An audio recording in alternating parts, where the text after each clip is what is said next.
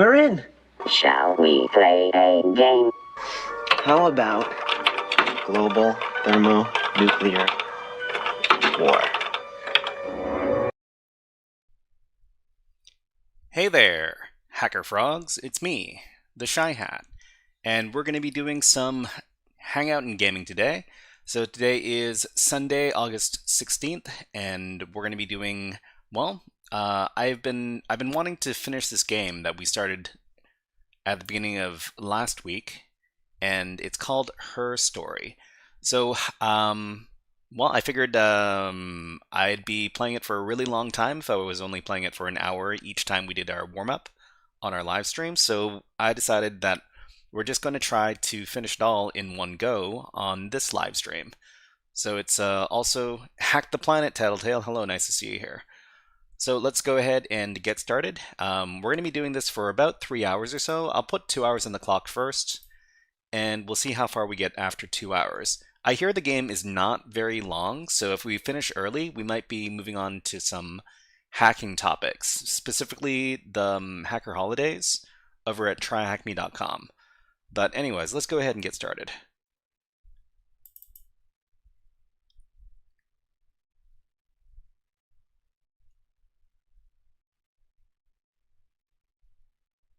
Should see the game coming up on stream any second now.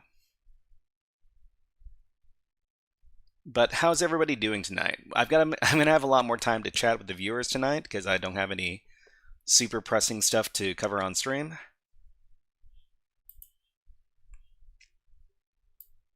Alright, so let me know if the music is way too loud or way too soft, because people have been saying that the game is a bit too loud earlier.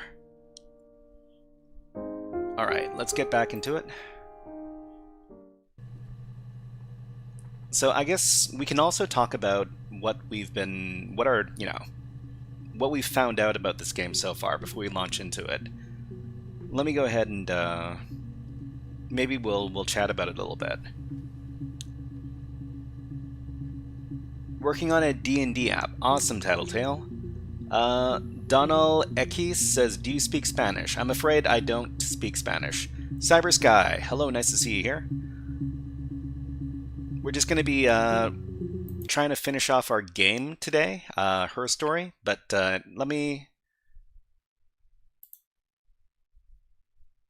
let's talk about this for a little bit. So we're playing a game called Her Story, and basically this game is about solving a murder mystery. Too Fat Show, hello, nice to see you here. How are you doing? I like the art of the channel. Oh, thank you very much, Donald Ekis. Yeah, I've I try to create a little vibe, a little atmosphere over here. So we think there are two. There are two interview subjects.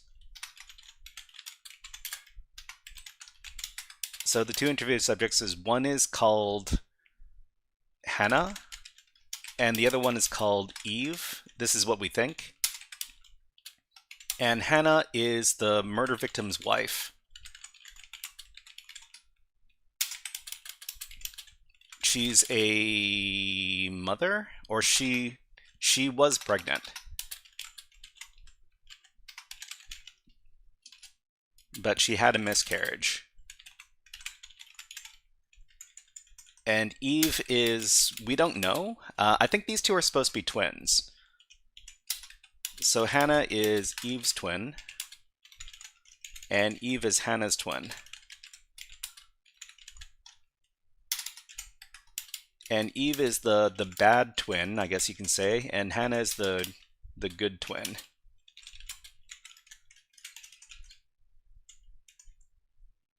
So I think we need to figure out exactly what happened and how Simon was murdered. And we're going through a bunch of video clips that are brought up based on keywords.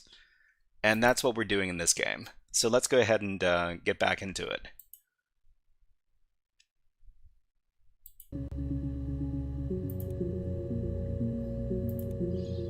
Okay, so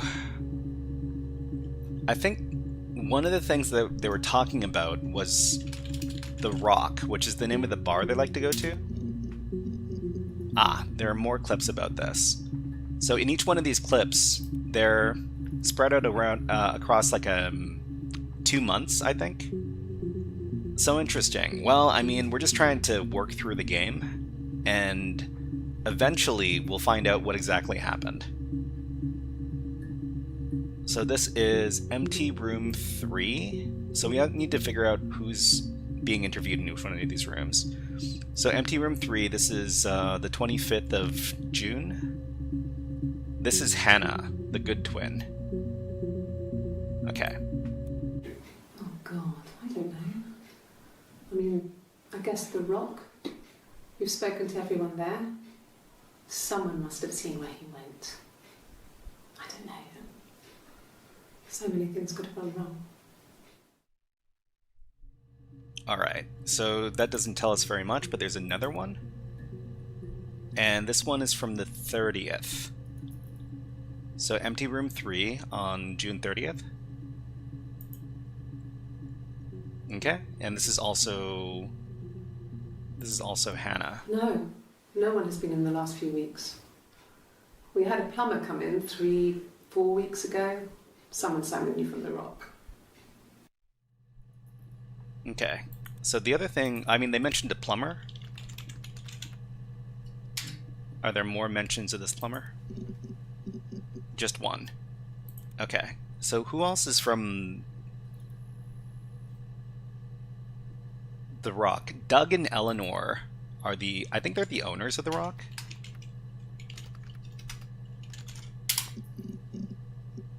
Okay, there's one more clip about Eleanor we can take a look at. This is the 1st of July. So July 1st, this is not Hannah. So this is the Eve character, so the other twin. Yes. I speak with Eleanor at least once a day. Not that there's anything much to say. It's more just...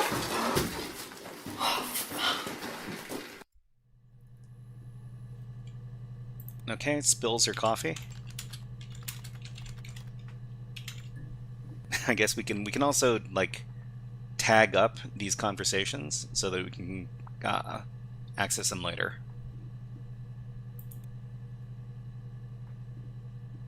So Eleanor, there was Doug. Okay. Agent L from Death Note? I don't know about that. I did watch Death Note. It was a pretty good anime. But what about coffee? Coffee? Ah, there are there are a few conversations about coffee, sure. So this one is the 18th. The 18th in empty room 3. I don't think I've had any stuff from this date before. So let's try to figure out who this is. So 18694, and this looks like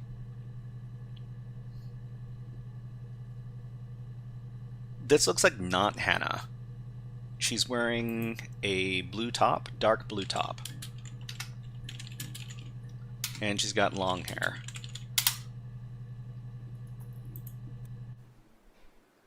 Black coffee, thanks.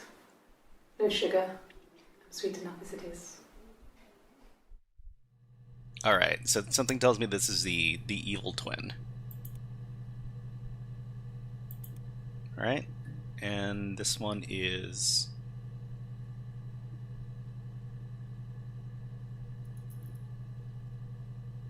the first. So this is not Hannah again. So you can see her tattoo. Eve has a tattoo and Hannah doesn't have a tattoo. About 8 years back. It was a present to myself. I shouldn't even be drinking coffee with the baby. It's been hard trying to give it up. I think they say you can have one cup. Wait, so Eve is pregnant now? I don't know. Seems like a bad idea. I guess we could also talk about tattoos. Maybe later. So same day. No. I've had enough coffee for today, thanks. Glass of water. Alright, so let's talk about those tattoos. Okay, so there's only five clips. So these are all the clips about tattoos. Okay, so this is from the 18th, and this is in empty room 3. She's got her dark blue top and long hair. Okay, and this is not Hannah. This is Eve. No, he doesn't have any tattoos. He has a scar down here near his stomach, past his hip. Cut himself with some glass. That was before, a long time ago. He looks just like the photo. He's not got his glasses on here though. He takes them off with the camera. But he needs them to see properly, you know. He has to read a newspaper or a menu in a restaurant. Not books so much, or watching TV. He likes TV. Okay, so this gives us some keywords, so like scar and glasses. And she's probably talking about Simon or her boyfriend. This is also not Hannah. Okay. Oh, my tattoo. I got it to express my individuality. It's an apple and a snake.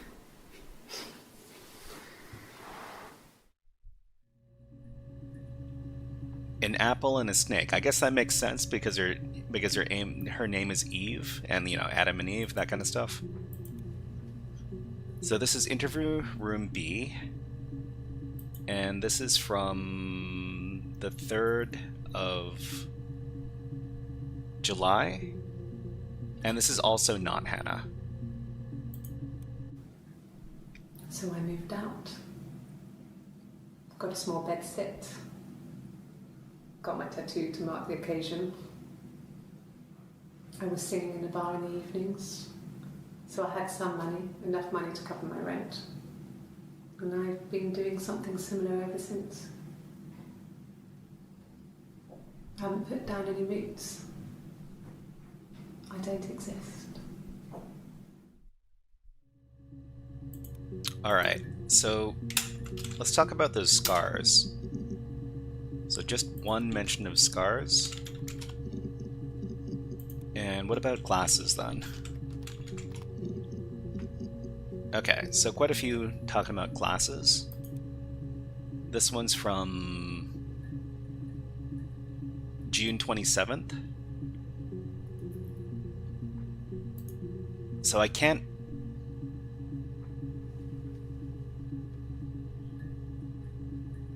June 27th in empty room 3.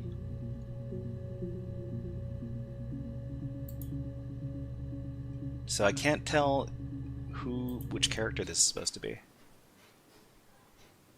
His body didn't look real. And his throat. It looked like his throat had been cut.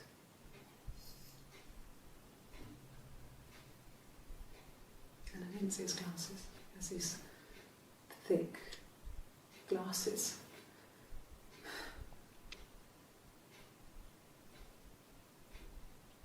He doesn't always wear.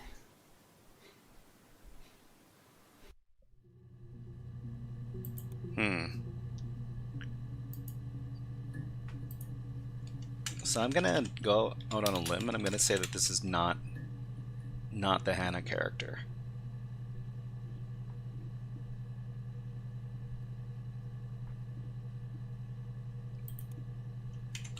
Okay, so what else could we look for? So she mentioned someone named Lloyd Grossman. I think that might be some sort of celebrity. No. And CFAX, who I'm assuming is another celebrity? So they mentioned a vase, cigarettes, and let's see. So kids? Kids or children? Okay, so we've got some hits on kids. This is not... Wait. This is the 25th? In empty room 3, so this is Hannah, because you can't see her, you can't see a tattoo. Diane is really nice. She helps out with the glaziers, organises the Christmas party, that sort of thing. They have 2 kids, really sweet kids. She used to look out for me when I worked there.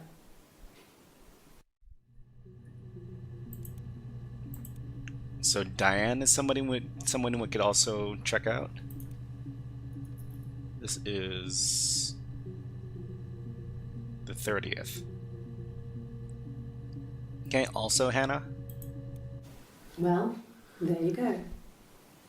How many kids? Now let's talk about this Diane person. Why is this person holding a guitar in this clip as well? We found one other clip where they were talking about where she played some sort of song on a guitar. This is the first. So this is Eve. And we should be able to see her tattoo when she moves the guitar. Simon and Eric arguing? No, I can't imagine they'd be arguing. They get on so well. Unless it was something to do with work. Maybe Simon was being too much of a perfectionist. But I don't know. You should ask Diane. Okay, so Eric is Simon's boss. We already... Eric and Diane. Okay, we already found these.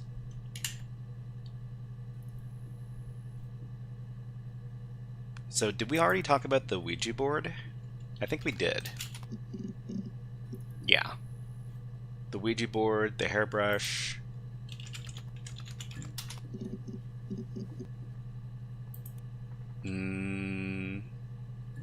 Grace Kelly?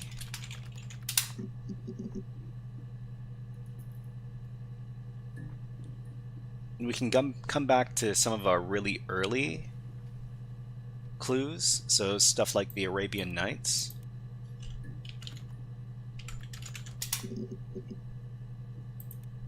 Or Morse code. So there's something that was... Okay. Danileki says, are you studying some grade or something? No, we're just playing a game right now. Cause, well, I mean, we play games every once in a while because sometimes they have something to do with something related to cybersecurity. In this case, like, we're doing some sort of like forensics investigation. Well, not really forensics, but more like interviews. But yeah, I mean, it's this is a pretty famous game. It's called Her Story, and you can see the name of the game up at the top of the overlay over there. So the bedroom. So there's a bunch of rooms, like the kitchen. Ah, there's some kitchen clips that we haven't seen yet. So this one's from... This one's not... This one's Eve. Okay. Mobile phone? Yeah. Well, they have one for the glaziers, but it's only for work. I can't remember the number. Oh, it's in the kitchen. I saw it plugged into its charging cradle. Okay, I mean, if you're in college or something. No. I haven't been in college in a long time.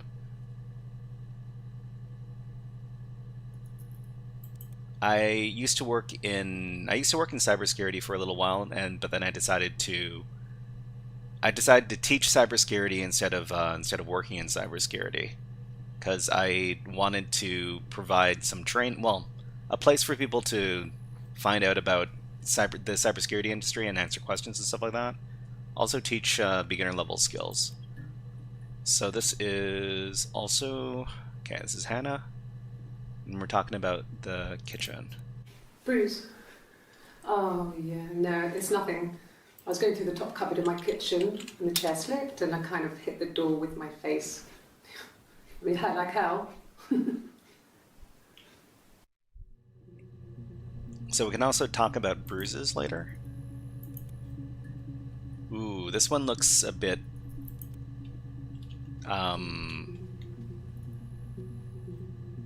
what is the word? Distorted?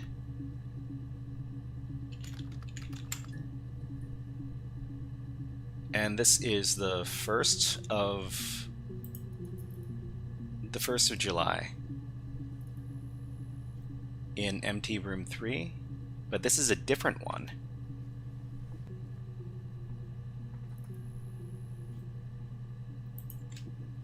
So there are... Looking forward to attacking. Yeah. I mean, when we finish up, shouldn't take more than a couple hours to finish off this game. We'll do some hacking exercises. So we don't know who this is. So this person's wearing a white long sleeve top, long hair, and we can't see the tattoo. So this might be Hannah. Let's take a look. Okay. I parked up on the street. It was busy, so I parked down the end of the road. I walked up to the house. I knocked on the door. No answer. I took my keys out of my bag, unlocked the door. The main lock was unlocked. I could tell because the key wouldn't turn when I tried to turn it to the left. I walked in. Simon's coat wasn't on the peg. I couldn't see his shoes on the shoe rack. I shouted out for him. I walked straight into the kitchen. He usually sits in there to have a cup of tea and read his paper. He wasn't there. I touched the kettle. It was cold. I looked quickly into the living room. Nothing. I walked upstairs to the bedroom. He wasn't there. I didn't search for him because it was pretty clear he wasn't there.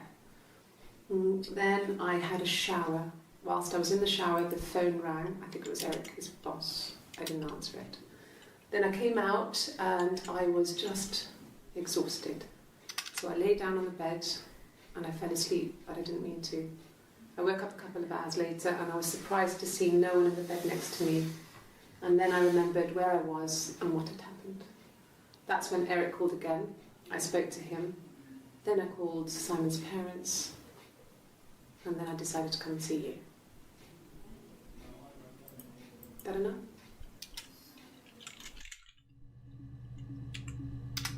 I think I've seen this one before.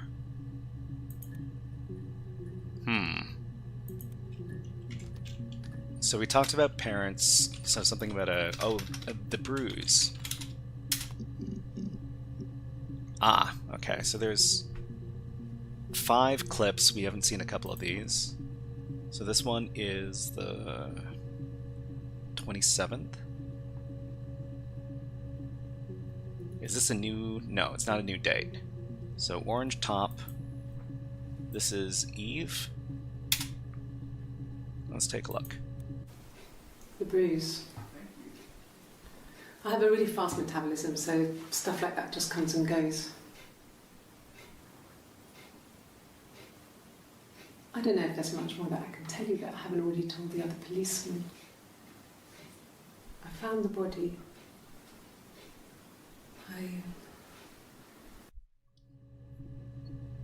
So Eve found the body. I'm assuming this is Simon's body that she found. This is the 3rd. Interview room B, and this is also Eve. The bruise is on the other side. I think we're talking about 2 different characters. So Hannah had a bruise near her eye, and this other person, Eve, has her bruise on the other side of the cheek. But hey, Grey Wolf Medi, nice to see you here. Hope you're having a chill day.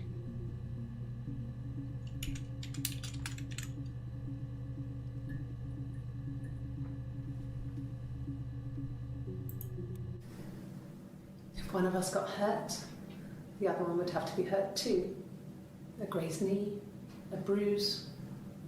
When I lost my tooth first, we had to pull out Hannah's to match. Once, I slept with a boy who was seeing another girl. The girlfriend came up to Hannah the next day and punched her in the face, gave her a huge black eye. That night, she had to do the same to me. But she almost went too far. I couldn't see out of that eye for days. She snuck frozen peas up for me from the kitchen. So much of our bodies was synchronized anyway. We started our period on the same day. All our childhood diseases, stomach bugs, nits. How about synchronization? Okay, let's play that again. If one of us got hurt, synchronized anyway. Synchronized bodies. Anyway. We started our period on the same day. All our childhood diseases, stomach bugs, nits.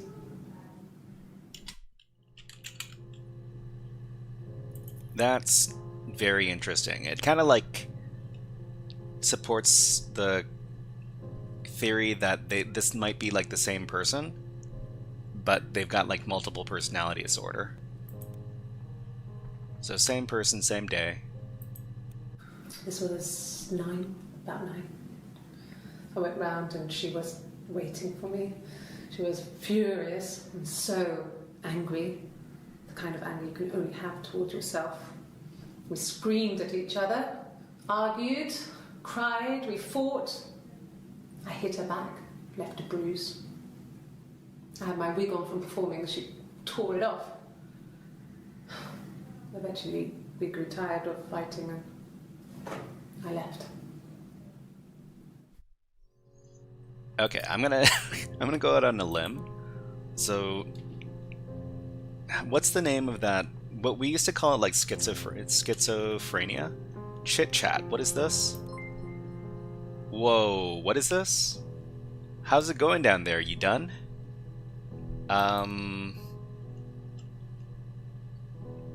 No, not yet.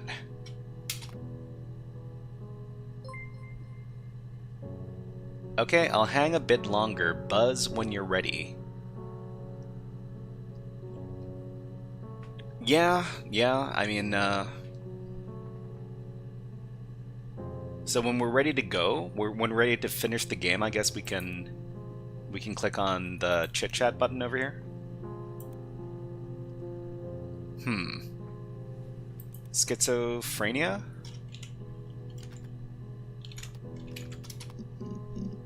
No, nothing for this. How about multiple personality disorder?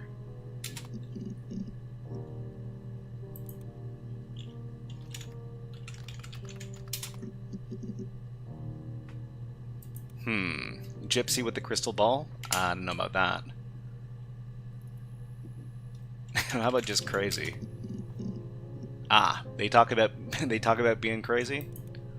Who's this? This is Eve, the evil twin. I mean, what if they were crazy? You hear about these crazy people all the time. I mean, why would anyone who knew Simon want to kill him?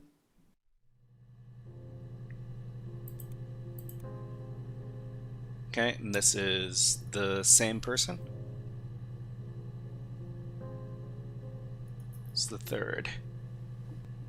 Interview room B. Okay, still the evil twin. Her story is that she'd waited for him to come back. She put on my wig, some of my clothes, pretended to be me. They talked. She'd enjoyed being me. He said He wanted to be with me. Then he took out a present. Another mirror. Just like the one he'd given her earlier. That unique present. She went crazy, smashed the mirror. They argued, screamed. He hit her.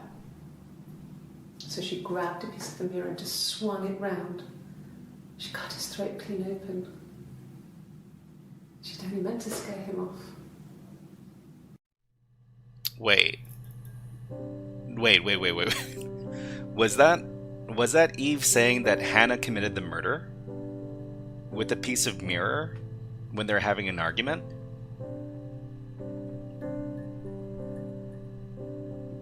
Hold on.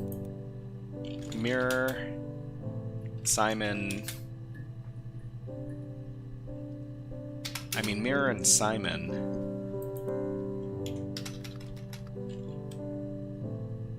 Murder? Well, Mirror has a bunch of stuff, right? Yeah, so there are 11 entries, so we need to pair Mirror with something else. So Mirror Simon, Mirror Murder.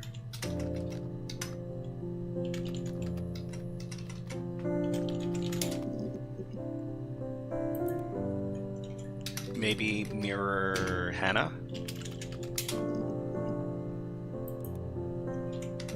Or Eve?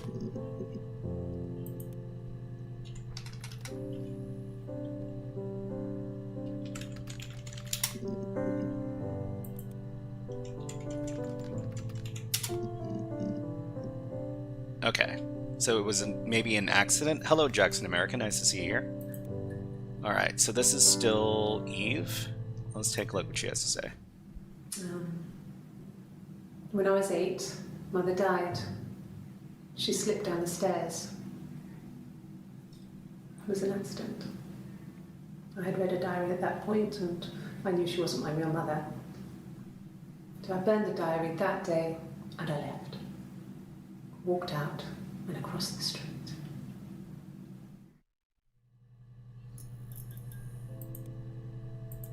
So that's the accident. So something... They also talk a lot about, like... They talked about Synchronized.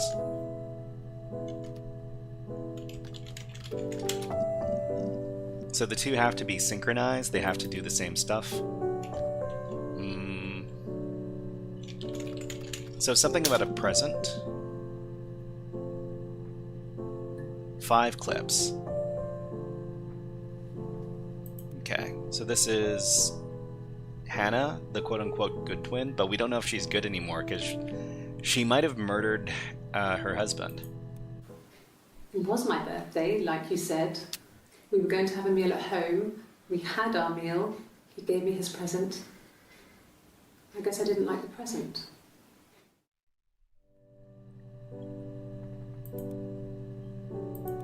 Okay, and this is the other twin. From when I woke up. Okay. I woke up. Simon was already up and he made me birthday breakfast of eggs Benedict. We both had to go to work, so we saved presents till later. I got to work, had some birthday cake, children sang me happy birthday. Then I came home. The birthday meal was a takeaway, and Simon gave me his present, which I didn't mind. And after that, we talked about the baby. Turned into a big argument. Simon left. I was furious. I wanted to get as far away as I could and get some space to think. So I left.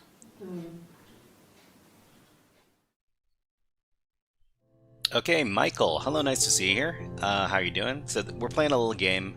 It's called Her Story. It's all about watching interview clips to figure out what happened in a murder investigation. So we've got this this woman who turns out to be twins. So the woman looks identical except for a couple of, like, you know, mannerisms, and one has a tattoo and one doesn't. And we've been spending a few hours looking at these clips trying to figure out what the deal is behind this murder thing.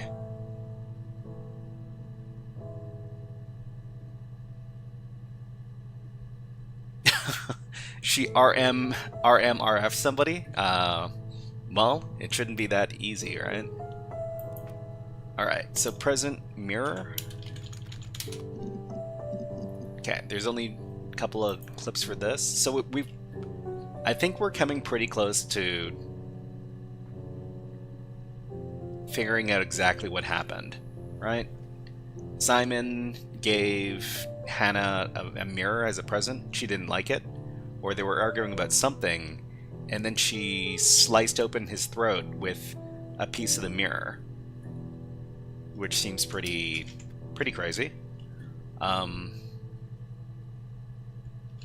So his throat got ripped open, so maybe they talk more about it over here. Do I have a GitHub account? Yeah, I've got a pretty well-used GitHub account. It's over here. So this is the mailroom.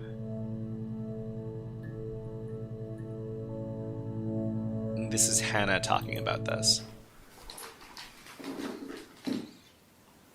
On his throat. How?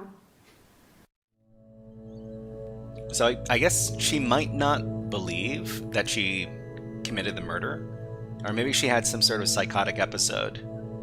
Or maybe she's just lying.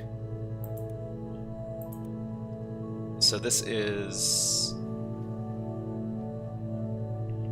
the third. Okay, and this is the other twin. Like I said before, it was 3, something like that. I walked in, saw Simon. He was on the floor of the living room. His throat had been cut. There was a lot of blood.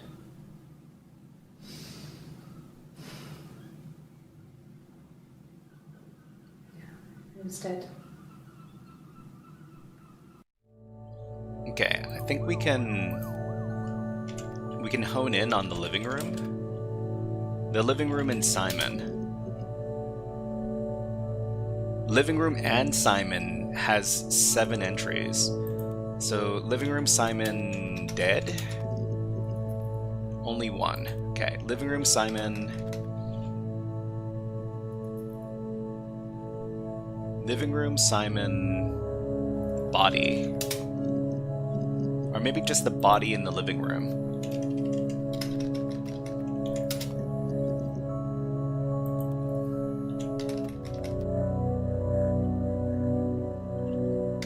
Living room has a lot of stuff.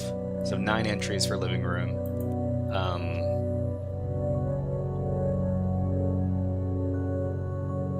Or maybe living room blood. Okay. Blood in general. There's only 5 clips about blood, and there's a couple of we haven't seen yet. Okay. We don't know who this is. So this is the 25th. This is probably Hannah. Okay. I've given blood before. Do you need to take that for your records? Not exactly the clip we were expecting. This is still Hannah? No, this is not Hannah. Okay. Nothing like this has ever happened to me before. The blood. It's probably the worst thing that's ever happened to me. And over here. She was sat behind him. She had my wig on. And she'd been there all day.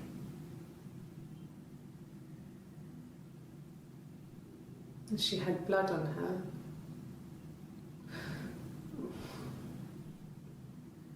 And she was in shock. Alright, so we're getting pretty close, I think. So what about the wig? So there's 7 clips about a wig. And this is Hannah? Okay. A wig? You mean...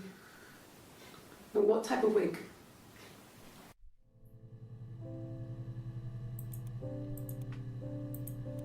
No, I've never worn a wig. What kind of wig?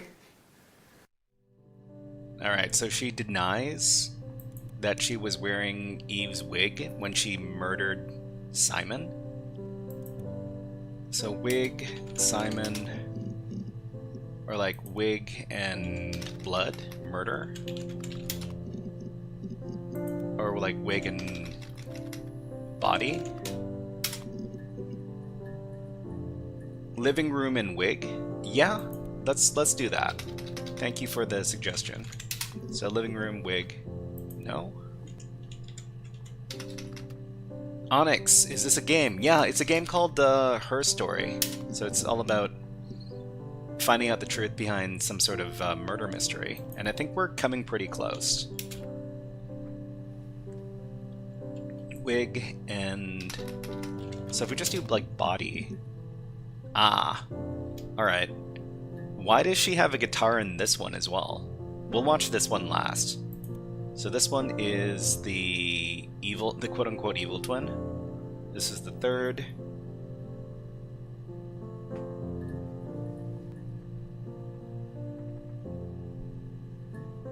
Okay. Can you imagine? I tried. I tried to get pregnant too, but it didn't happen.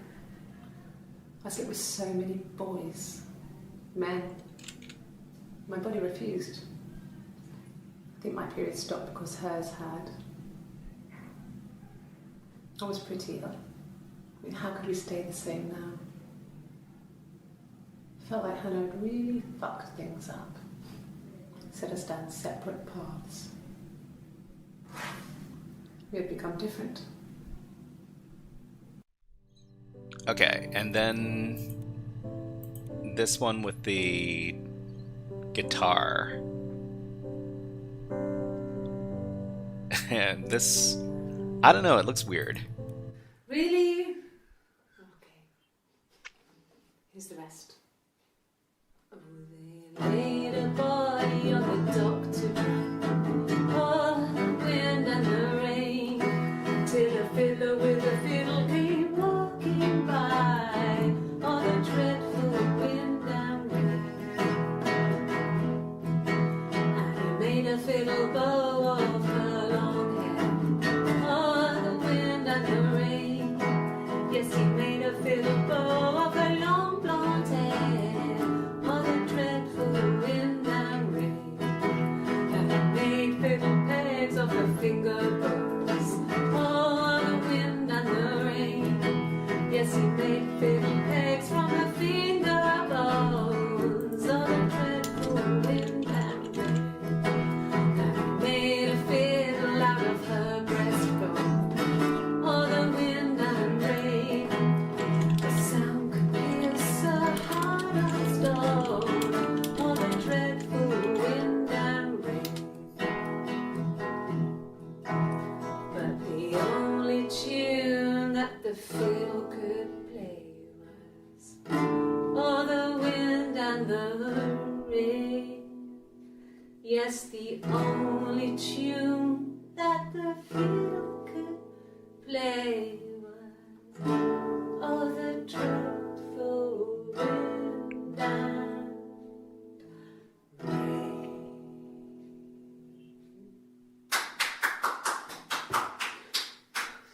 Anything you sing may be used as evidence against you. Okay, so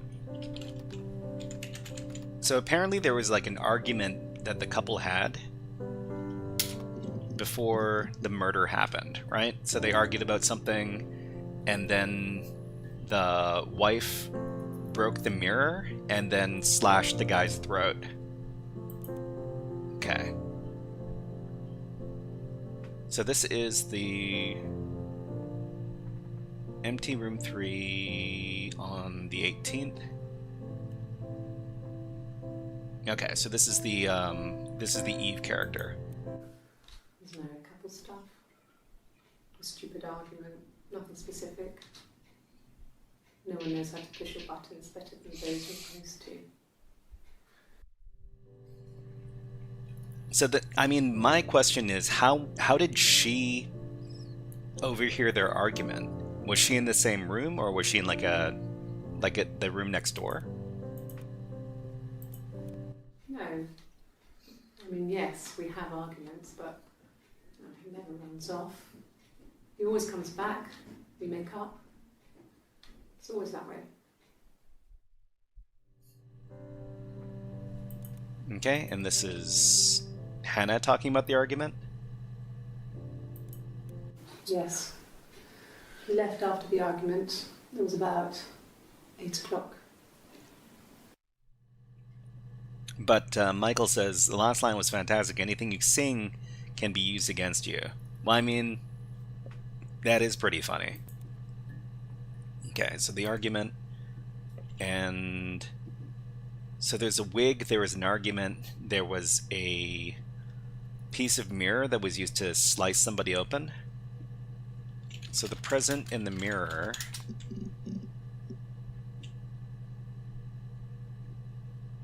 So the question is, when do we finish the game? I guess we can finish the game anytime. I was just thinking that there might be like a super special video clip where she confesses. So confession? No, nothing for confession, nothing but confess. Confess, okay. This is Eve. Okay, you got me. I'll confess. We were there. It was a dirty weekend. Simon was going to expense it, pretend it was a business trip. I used a made-up name. We stayed at the hotel, had room service, didn't leave the room, had a great view of the river, and you could hear the church bells. Like you said, it was very romantic. So, was she having an affair with Simon then? Affair? Oh, okay, so there was an affair going on. You're right. So it looks like Eve and Hannah were both in... Well, okay, Hannah was married to Simon, and apparently Eve was having an affair with Simon, which is kind of screwed up since they both look the same, because they're twins. What did your wife do? She didn't kill you. You think I killed Simon because he was having an affair? Well, I didn't kill him. I wasn't even there. I was in Glasgow worrying about whether my baby was still growing inside me. I mean, why would I kill Simon? I loved him.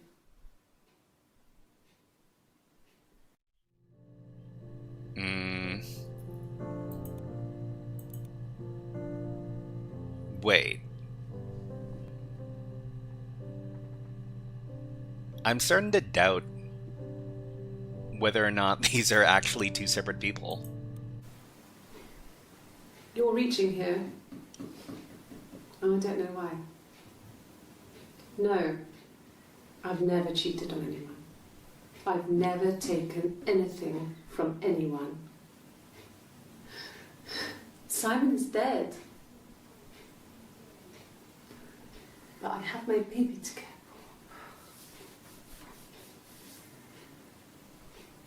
for. Why are you trying to make me sad? Why are you so obsessed with sex and affairs? You cheated on your wife. Is this your thing? Okay, and then we'll hear about Hannah talking about an affair. An affair? Simon wasn't having an affair. That's it? Okay. So affair, cheating,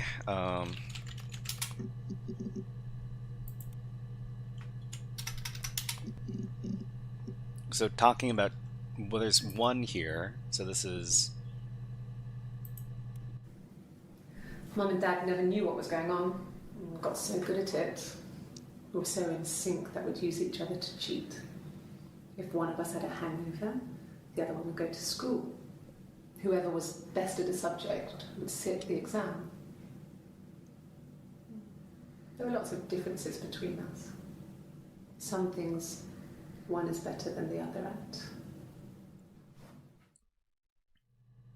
So I don't know if we can actually find a video clip where she confesses.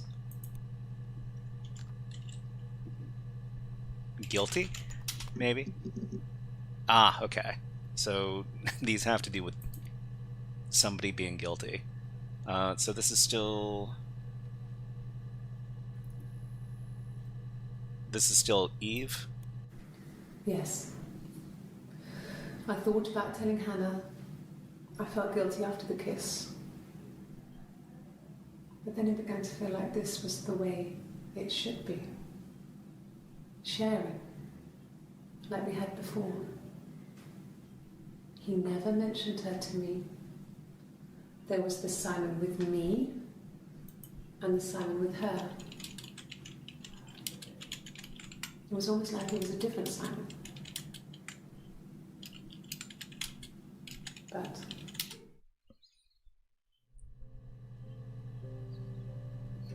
okay, so there's a couple more clips we can take a look at. This is supposed to be...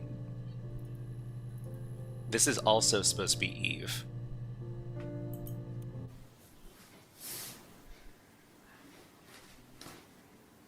okay, she's being chased. They're trying to catch her because she did something bad. I guess she broke the rules. Or maybe they think she did something bad. Maybe it wasn't her fault.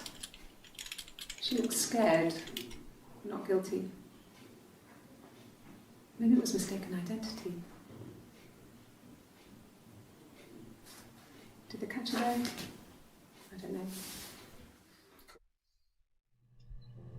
Okay, but Michael, if you want to see the all the things redeem, I can do it for you. There you go.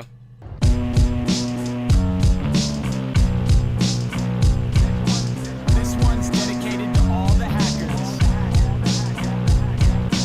Okay, let's oh yeah, no worries, no worries. We had somebody spamming. These all used to be free. You could do them as many times as you want, but we had a person who abused that, so we had to add prices to them. Unfortunate. At the time they said it was poison, food poisoning. I mean, I felt so guilty. If I'd still been at home, maybe I could have done something. I don't know. Okay, so we'll go on for another 7 or 8 minutes, and if we haven't found anything super substantial, we'll call up the person on the instant message app, and then we'll see if we can finish the game. So guilty. What else? So an affair. Identity, maybe. Okay, just one instance of this. What are some other keywords we could do? So murder.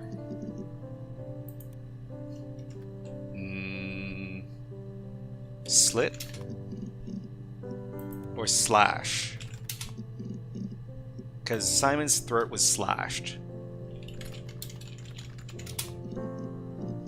Simon and throat, Simon and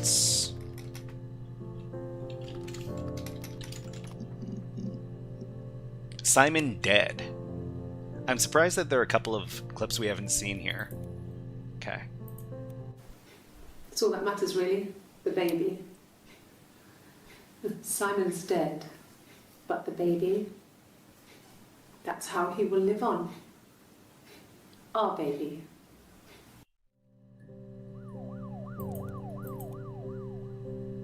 And the other twin? It was supposed to be a secret. Just because Simon is dead doesn't mean I have to give up all his secrets. It doesn't have anything to do with what happened to Simon. No one murdered my husband because he cheated his expenses for a romantic weekend in Oxford. Let's see. 50% of database access. So we've looked at half of the clips. I'm kind of surprised that we've only seen half the clips. So dead body maybe? No? Okay. So dead. Huh. There's a clip for dead that we haven't seen. What about this one? So this one's an unusual date. So this is the 2nd. And I don't think I have this one. So this one's for the empty room 3. Okay. Oxford. That's a good clue.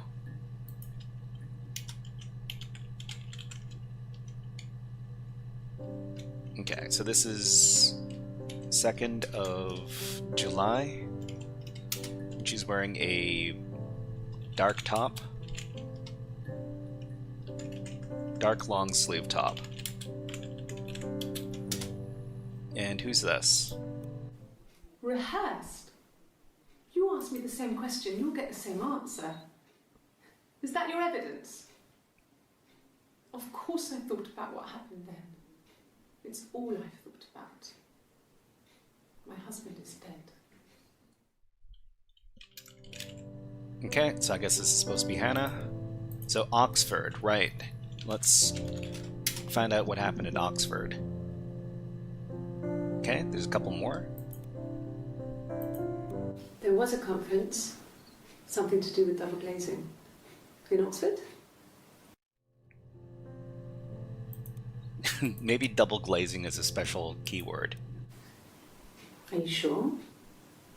What would he be doing in Oxford if there was no conference? I remember calling him. He said it was boring and he spent most of the time at the bar. So just for fun, double glazing. Yeah, just one. Okay, so conference. And that's all for conferences.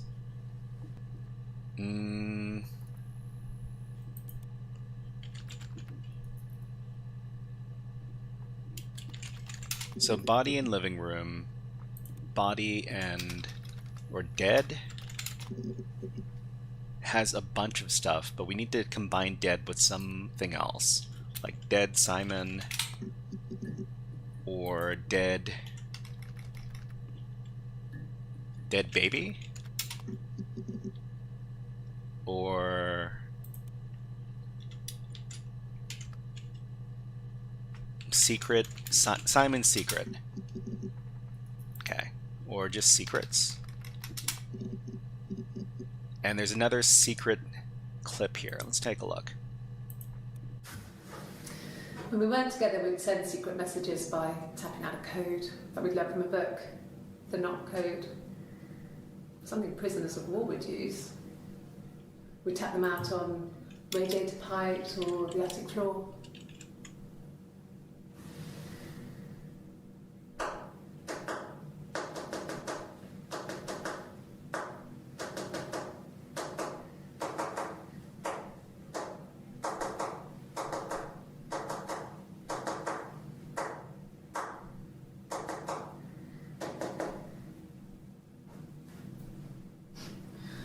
Dad thought we had mice, but they couldn't find any. Bought a cat anyway. Okay, so it's not Morse code. So what they were referencing in a couple of those clips was something called the knock code. They only talk about it once. Knock.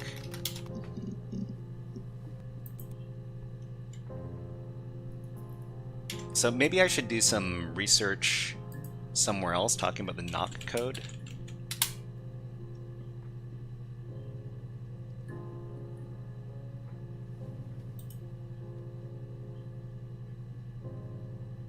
Maybe just code. Code or tap code. Ah, okay, okay, okay. So this was also another clip where she typed something out. But this is a different this is a different person. This is who's her face? This is Hannah.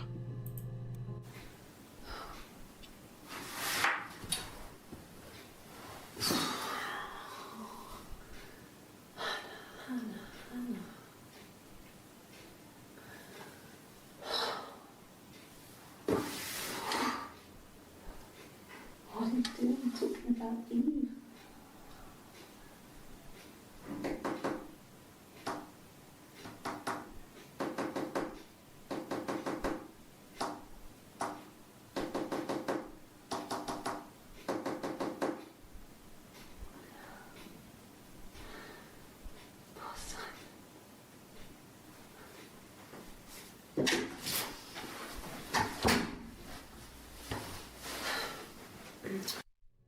Okay, so I think this is probably pretty important. We need to figure out what the code is.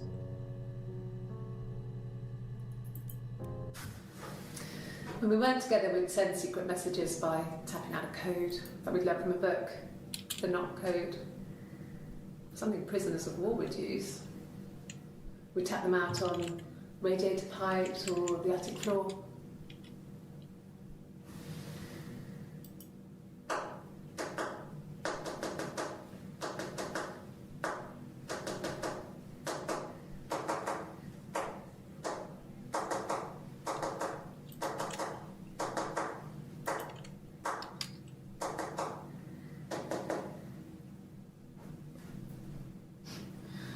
Dad thought we had mice, but they couldn't find any.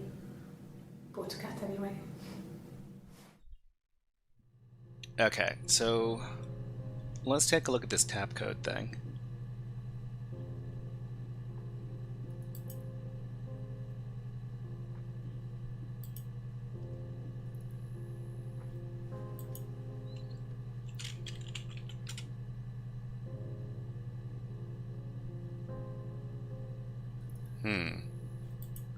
Maybe I can look up something. Tap code decoder?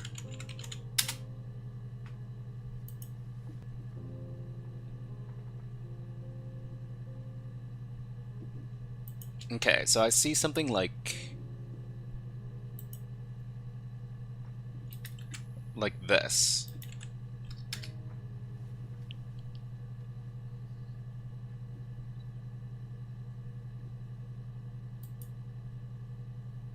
But I don't know if this is the exact one that they're dealing with. Let me load this up on my virtual machine. Just a second.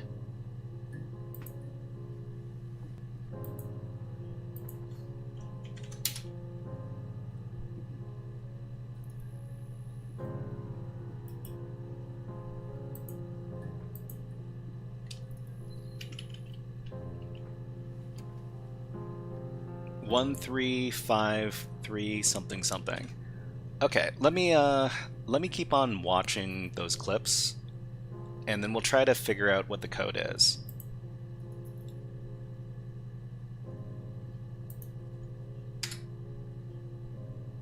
Okay. When we weren't together, we'd send secret messages by tapping out a code that we'd learned from a book, the knock code. Something prisoners of war would use. We'd tap them out on radiator pipes or the attic floor.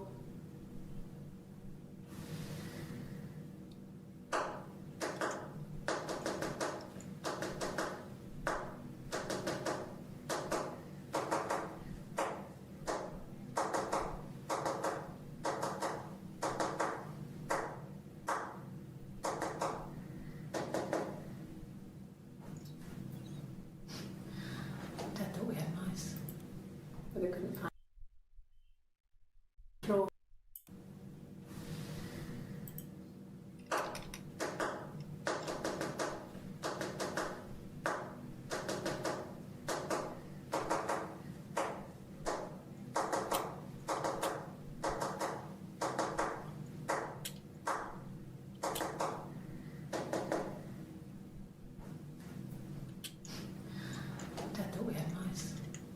but I couldn't find any. Yeah, I'm having a hard time counting. Does it matter which hand she uses, or does it not matter which hand she uses? The dots tell you what numbers to go from top to side, and then the dashes tell you when to separate a word. The dashes. Hold on.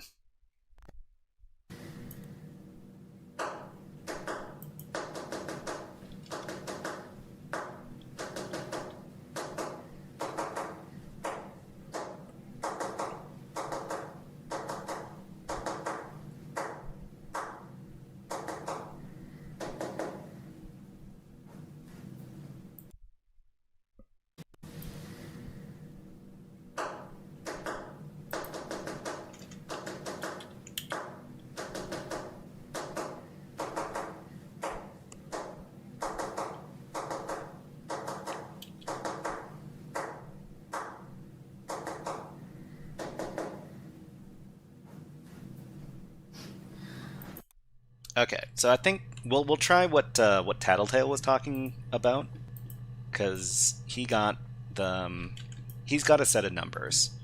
Let's take a look at it over here.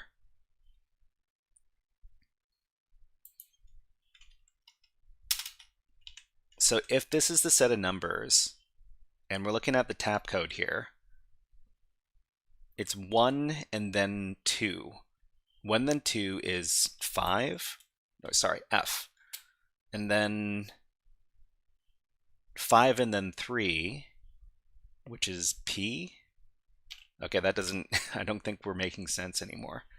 3 and then 1, C. I think it's slightly off. Then 3 and 3. 3 and 3 is N. And then 3 and 3 is N again. Yeah, it seems to be off. But, yeah, I don't know.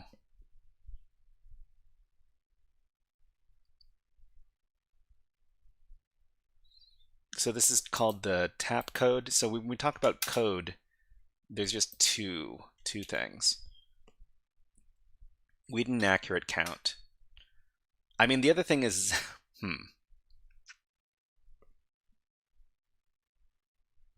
I missed all the C tutorials. I mean, I'm pretty sure we'll do more C tutorials on Tuesday.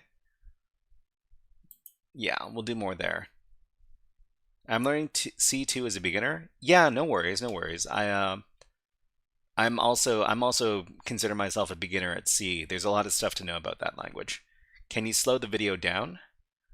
I mean, we can replay the video. We can't really slow it down. Eastern time. Okay, I'm Pacific time, so West Coast. Let's try playing this one because I think this one is more. This code is more important.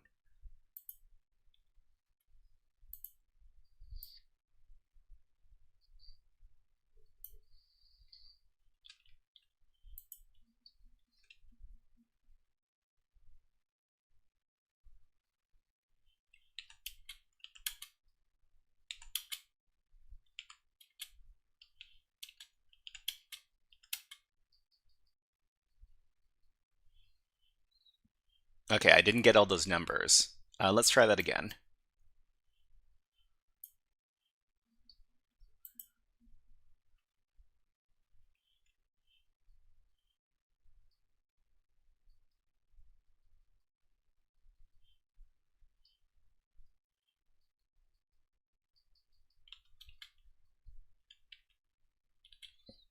Okay, I didn't get the last one. Let's try that again.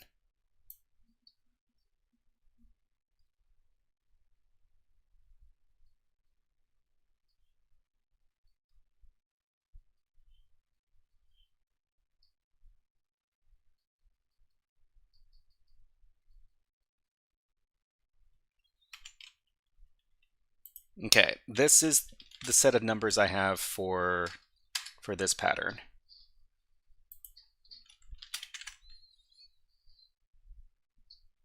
Oh, you know what? I just realized that you guys weren't watching that. Sorry. Here you go. So let me see if I can find like a translator online. Tap code decoder? Yeah, sorry everybody. So text to tap code to text. So we're doing tap code to text. The code type is this considered dots or numbers? Let's just say this is numbers.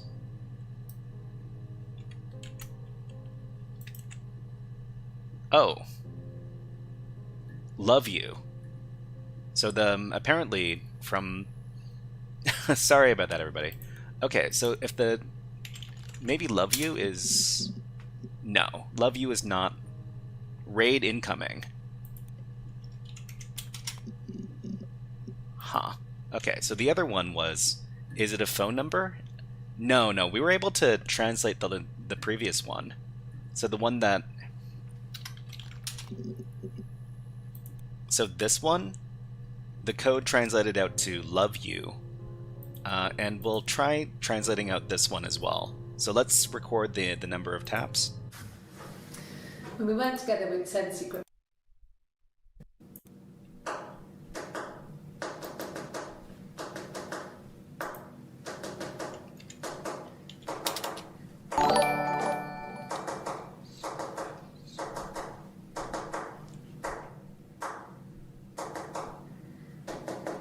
Okay, hello Raiders. Blazebits just raided us. And hello Nullsec, thank you very much. Let's give a shout out to Blazebits, who is a penetration tester, a person who does cybersecurity for a living. And yeah, hello everybody. My name's the Shy Hat. I usually do cybersecurity education and CTF content, but I'm playing a game about murder investigations and stuff. But welcome in Raiders. What were you up to on your stream, Blazebits? Hack the planet! Hack the planet! Shut up again! Hack the planet, indeed. So we actually came across a weird little cipher. So this is kind of like, you know, tangentially related to cybersecurity. They're using something called the TAP code, and it might lead us to figure out what is actually going on here. Blazebit says, hey man, playing through an Active Directory pentest lab, it was fun. Oh, was it on Hack Smarter? Or was it on Hack the Box? Or which lab was it on?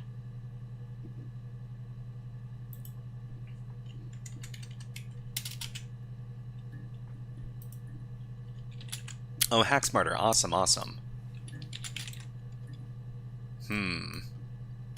Okay, so we're just going to listen to this message here, and we're going to try to figure out... Tyler is cool peoples. Yeah, for sure, for sure. Okay, but love this game, and I owe you some subs anyway. Here goes. Oh, wow. Thank you very much, Bobby Mac, for the 5 Tier 1 subscriptions. It's very, very... it's very generous. Thank you. Let's give you a fun video redeem. How about some Jurassic Park? Sometimes the Linux helps you fight off the dinosaurs. It's a Unix system. I know this. It's all the files of the whole park. It tells you everything. Yeah, much love and much appreciation, Bobby Mac. Okay, let's try to figure out this code. When we weren't together, we'd send secret messages by tapping out a code that we'd learned from a book, the knock code. Something prisoners of war would use. We'd tap them out on radiator pipes or the attic floor.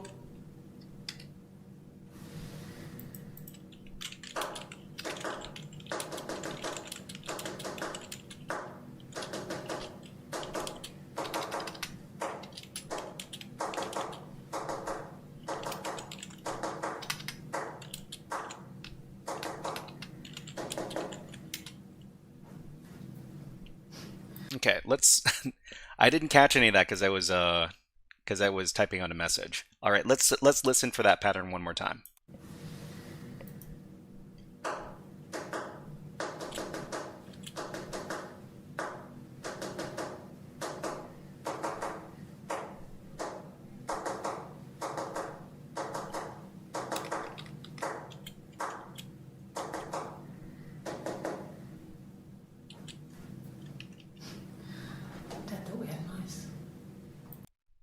Okay, we gotta do this over and over again. One more time.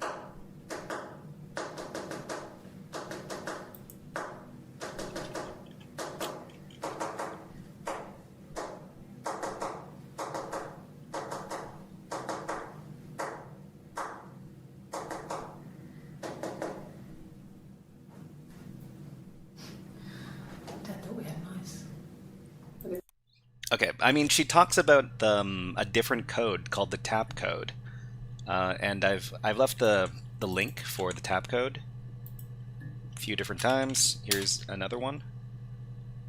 Okay, I'll try taking a look at. Okay, so I think, yeah, this is close. This is close. So Morse is short and long, not like this. Pilgrimage. Hello, nice to see you here. I think the message is supposed to be by Hannah. So the name of this character is Eve, and the identical twin is Hannah. So this might be a message to her identical twin saying bye Hannah. Bye Hannah? No. Nothing comes out. So Hannah by herself has a lot of entries. So, but by doesn't have, yeah. So typing out the message doesn't really give us anything.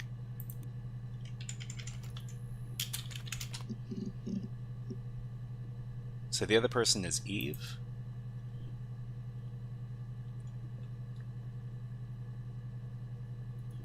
I didn't know anything about code, trying to learn C. No worries, no worries.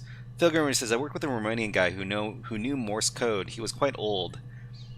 I think it would be very useful in certain future scenarios. Morse code is very common in the ham radio scene. So people who do radio send a lot of like Morse code signals. But anyways, I think we're about ready to wrap this up. I think we've, after a long time, I think we figured out that the wife killed her husband during an argument with a piece of mirror. So she slit his throat open with a mirror that she gave her as a present. Hold on. So the database checker. Oh, okay. So this is how many. This is how many of the clips we've found. So we found like a bit over half of them.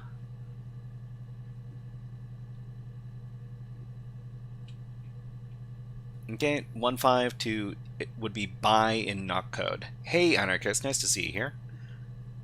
And yeah, we're about ready to wrap this up. Okay. So buzz when you're ready. Buzz. No? Can we call? Hey, you done? Yeah, I think we're done.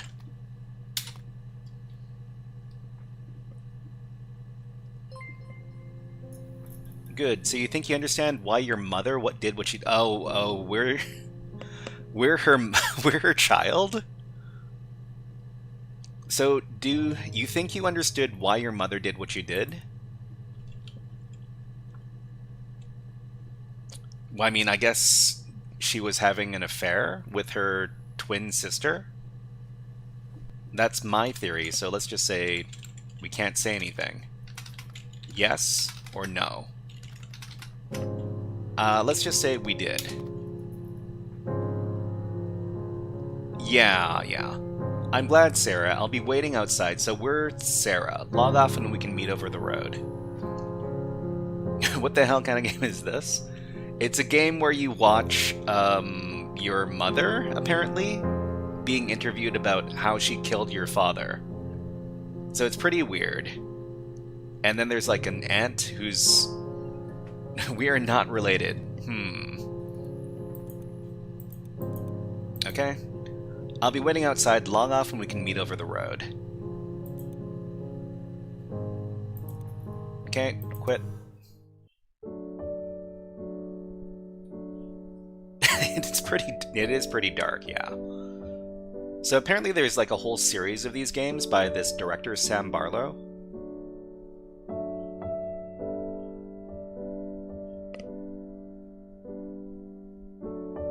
I mean, I'm pretty sure I didn't get all of the video clips, but if people here have played this game and you've got any fun facts you want to let us know about.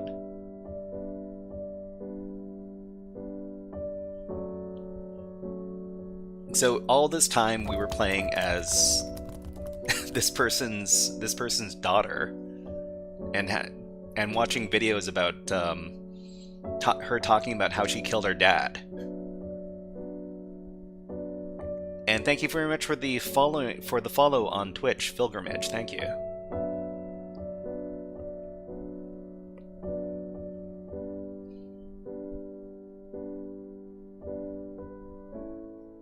I mean, we uncovered all sorts of weird details. I don't like my mother. I mean, not everybody has a great relationship with their parents. And I guess if your mother went to prison because she killed your dad, that'd be really weird. Fun fact: the game is based on a real case. Mommy issues. I mean, let's not throw names around.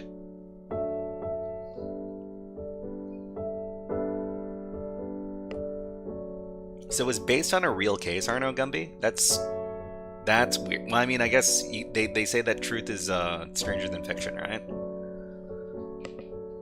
And then after this, we can move on to some hacking stuff.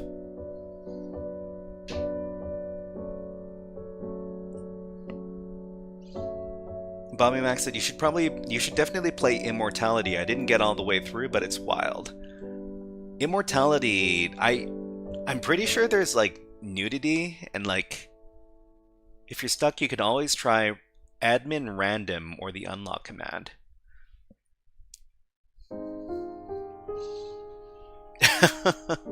Sticking with fiction. Hold on. So if we continue, we can do admin. What was it again? Admin unlock?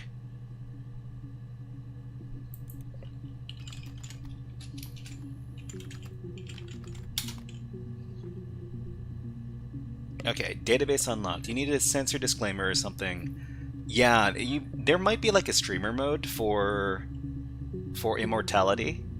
Because I remember there was some weird like cult stuff and like naked people standing around like doing rituals and stuff. I didn't really watch too much of it. But anyways, let's get out of the game.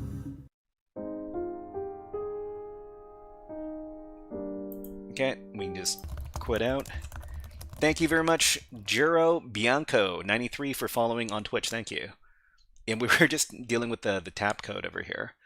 All right, let's go and do Day 7 of Hacker Holidays. I don't remember what it was called. I think I can pull it up.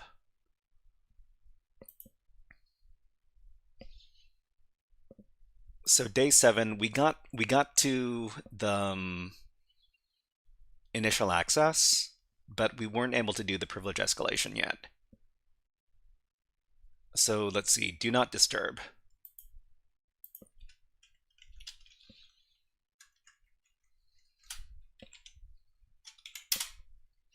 So the event is over, but we still have access to the challenges from the Try Hack Me Hacker Holidays event. Let me go ahead and change my overlays. Just a second.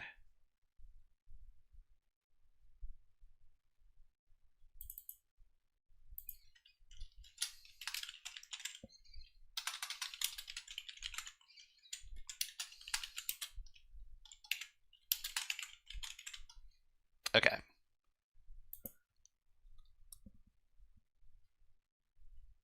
All right. So this is a boot to root, and I'll talk through what we discovered on this machine as we try to get back the place where we got to on this challenge. So in this challenge, we have to do some NoSQL login bypass. We need to do some EJS template injection, and then afterwards, we're not too sure what we're going to need to do. But let me go ahead and put on some music while we do these challenges. And if you have any questions about the stuff we're doing, please let us know. We'll try to answer as best we can.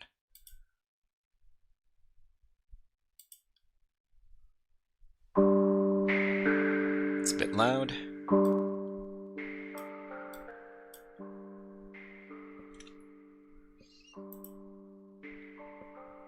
And if you're a person who absolutely hates Try Hack Me, let us know in the chat, because I need to get a good feeling for who absolutely hates Try Hack Me now that they've announced that they're feeding their training data. Well, they're feeding training data to their AI with Try Hack Me users.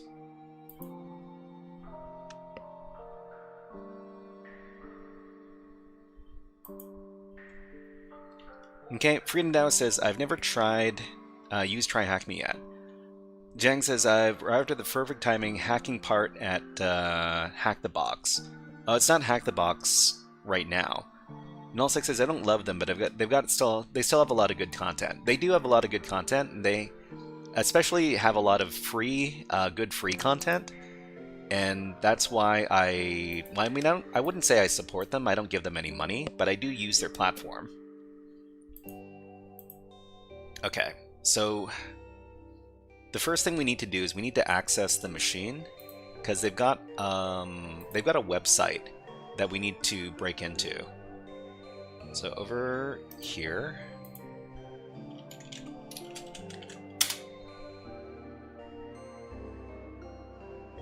Michael says, oh really, I've used the platform in the past, but I'll have to take a look into that before I use that again.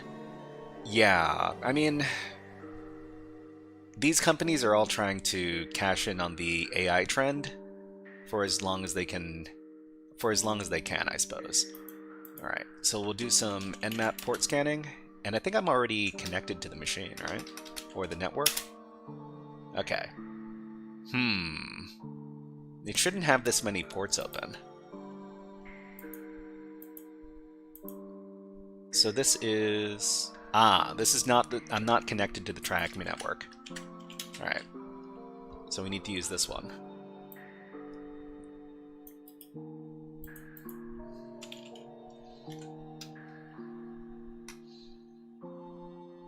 The only thing I've tried is hack this site so far. Hey, Jero Bianco. Hey, how are you doing? Jero Bianco, what's your background? Are you a cybersecurity student, or are you working in cybersecurity right now? Let us know. And if you want to know about other training platforms, I guess the most popular ones are...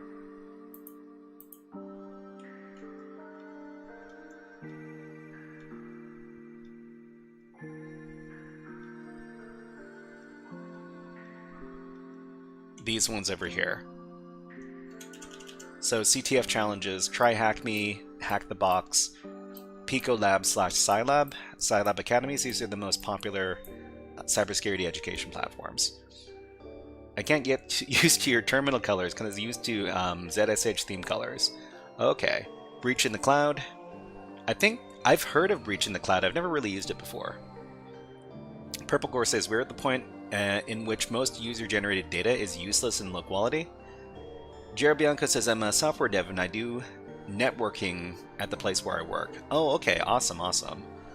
But yeah, if you want to learn about cybersecurity concepts, for beginners, Try Hack Me is a good place to look. If you already know what you're doing and are very specialized in what you're doing, Hack the Box is very, very good. And Pico CTF is good for individual challenges, so little bite-sized challenges that are very, very specific. Okay, Filgerman says, I'm in IT, not specializing in cybersecurity, but lately I've had to focus on it because clients in construction industry, it's an industry ripe for targeted attacks. Okay, Skater Die says, you start streaming at 8 p.m.? No. These are more casual streams, and the more casual streams start at 8 p.m. Pacific time. The regular streams start at 2 p.m. Pacific time. Okay, let's let's see. Okay, we should be connected now. All right. So this one, this landing page over here has a what is it called? A no SQL bypass login, or login bypass with this particular account, user account, attendant. So the passphrase, well, we'll just pass in like a test one. And I think the last time we did this, we did this through Burp Suite. So let's try doing that again.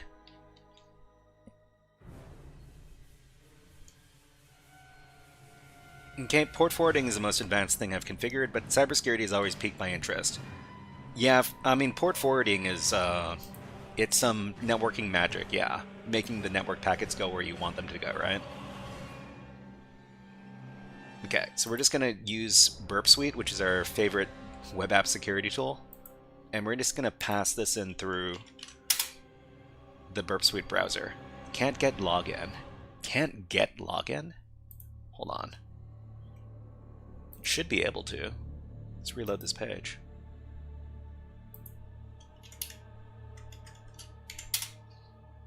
All right.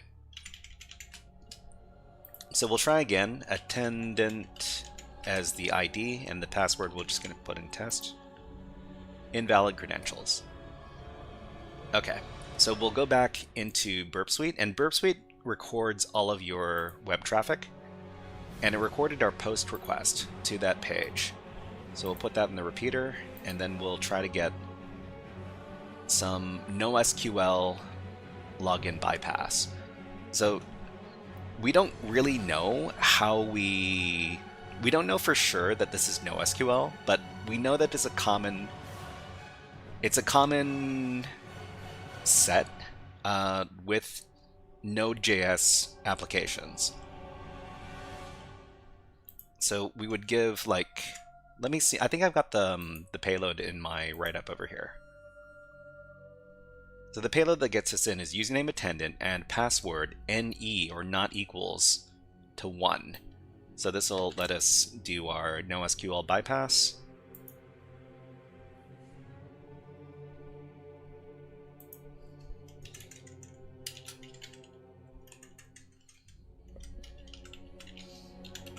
Okay, and send it. Okay, so this is found. Redirecting to staff. Redirecting to staff. I think we can... They also set us a cookie. So we can use this cookie in another window to get access in another window. So we'll go to the staff endpoint over here. No, not this stuff.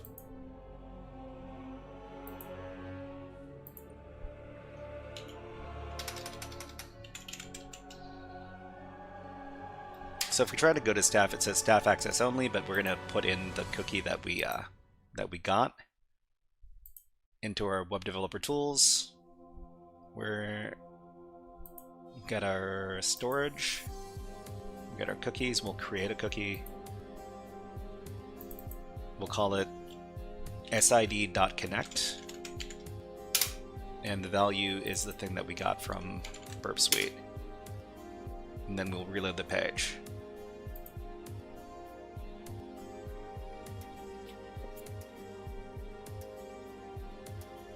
Okay, Freedom Now says, well, port forwarding isn't used as much these days, but for things like torrent clients, it's a lot more popular back in the day, mainly for seeding actively. Torrenting is still a thing. What do you mean back in the day? 100 million people use torrenting worldwide, if not even closer to 1 billion. Freedom Now says, I set up some peer-to-peer IPFS for my Android app the other day, and it was a pickle because of Docker and AppArmor. Okay. I guess our cookie didn't work. Still says staff access only. That's weird. Okay, let me grab... So this, we can probably send this, the response in the browser. So show response in browser, request in browser in original session. So we need to copy this and then go to the Burp Suite browser, paste it in. Okay, so now we've got access to the application. Jero says there's no network guy in the office, even if what I was hired for is C programming. I administrate the network because it's fun to learn. I mean, Jero, it sounds like you work at a smaller company, because that's often the case in smaller companies where the staff are expected to wear a bunch of different hats.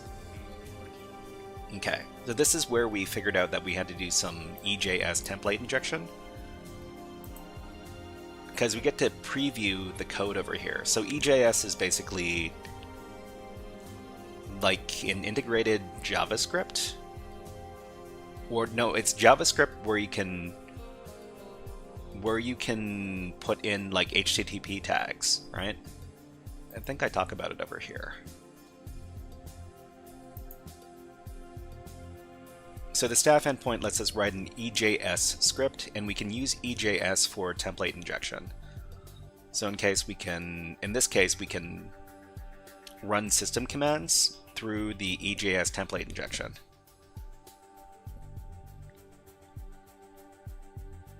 Okay, Jinx says you could use Medusa, but anyone got time or GPU for wordless to run? Brute force login. Okay, let's see. Jero says no more than 40 people work in the company. We are small. Freedom Now says I want more and more C. Alright, so let's just demonstrate how the EJS scripts or the EJA templates are being used for remote code execution here. So over here, we'll just paste in our template injection payload. And we asked which BusyBox, so locate the BusyBox tool on the system. And it says it's at user bin BusyBox. So from here, we can get a direct reverse shell connection over here. So we'll just rename this to, oh, we've got a Penelope handler tab over here. Okay. So we like to use Penelope. It's a shell handler for reverse shells, especially for like CTF exercises. So we'll just do Penelope on port 443, and it gives us a very strong and stable shell when we get a reverse shell connection. Some sort of obey the boss thing? What are we talking about? Why are they required to wear hats? What are we talking about? Oh, no. You wear a bunch of different hats means you have to do a bunch of different roles. So maybe not just the role that you were hired for, but maybe doing the job of other job roles. Okay, so where was my payload? So the payload we're going to use to get in is this one. So we run BusyBox to create a netcat command, and that's going to reach out to our attacker machine on port 443, and then run bin bash, creating a reverse shell connection. So the one thing I need to make sure of is our own IP address.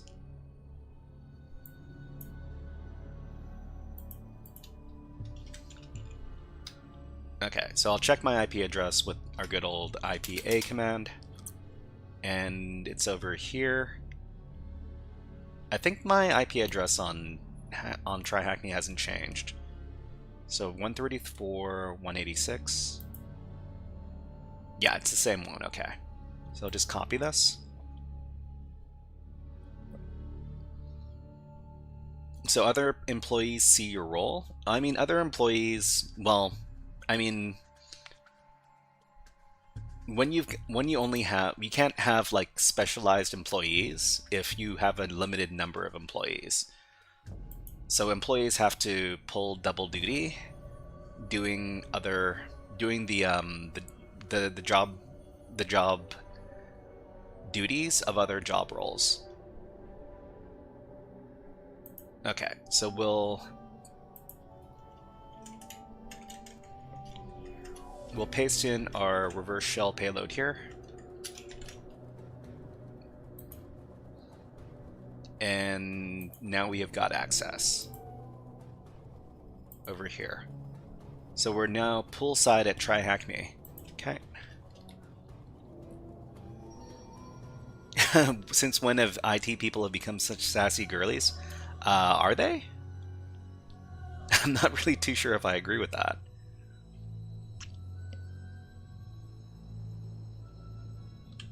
Okay, so what are we doing here? We need to figure out how to do privilege escalation now that we've broken into the server. So the typical way to do that is okay. So the op directory usually has optional files, I guess, and other like optional software. So there's poolside and there's pipeline service. So I mean, pipeline service is probably going to be our privilege escalation vector, right? Purple Core says, I wouldn't hire sassy IT girlies. I need versatile people. I mean, that's true.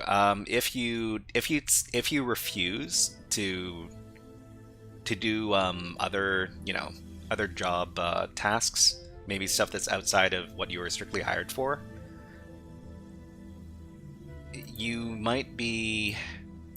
your boss might not look on you favorably if you do that. Okay, telemetry. Package.json and processor.js. So we might be able to do some hijacking here. So we might be able to do some dependency hijacking. So what's package.json? So Lotus telemetry version something. Script start node processor.js. So is it just running processor.js? And what are the permissions on this file? So this is owned by Pipeline SVC or Pipeline Service. And we've got read access to this, but not write access. Purple Core says, society currently has too many sassy IT girlies that don't bring much value.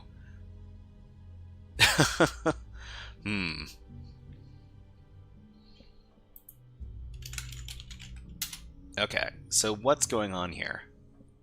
Keep the event loop busy alive indefinitely. Process.standardin.resume. Use strict. Constant OS equals require OS. So this might be a module we could hijack. What is the OS module for JavaScript? I mean, I'm guessing this is Node.js because this is a Node.js environment.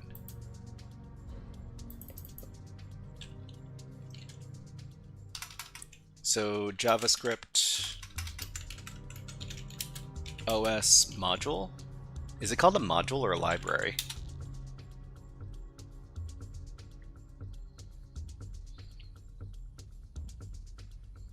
Okay, Jero says, I started learning networking so my dev homies can work from home. That's why most of the stuff I do is port forwarding and port address translation. That's a very noble thing of you to do, Jero. Mama Rolf says, 30 minutes ago I got gifted a sub. Thank you, Bobby Mac. Not currently here. Thank you, Bobby Mac. Yeah, thank you again. I don't think... Is he still here? If you're still here, give us a shout, Bobby Mac.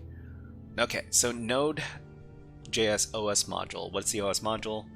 It's a powerful set of utilities for interacting with the underlying operating system. So I mean, would this file be called like os.js or something, or something else? Let me see if I can locate it. So require OS.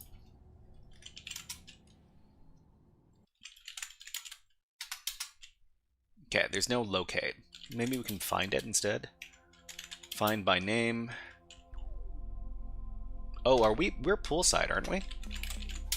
Yeah, we are poolside. So we own this file. So if we own the file, we can run whatever commands we want. No, we're not. We're not pipeline though. We're poolside. Never mind. Okay, how familiar are with the bus factor? Maybe not so familiar. Can you let me know what that is, Purple Core? So processor.js. Okay, so the other thing we could do is we could take a look at the home directory. So there are 3 users: pipeline, SVC, poolside, and Ubuntu. So there's user.txt in here. And I don't really remember if we submitted this flag last time we did this. Let's take a look.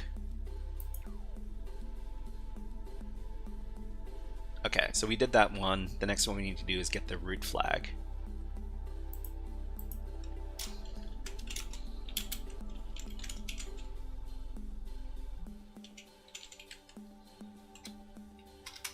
So what was the name? There's like pipeline. Okay, so we can't enter that directory, so that's pretty typical.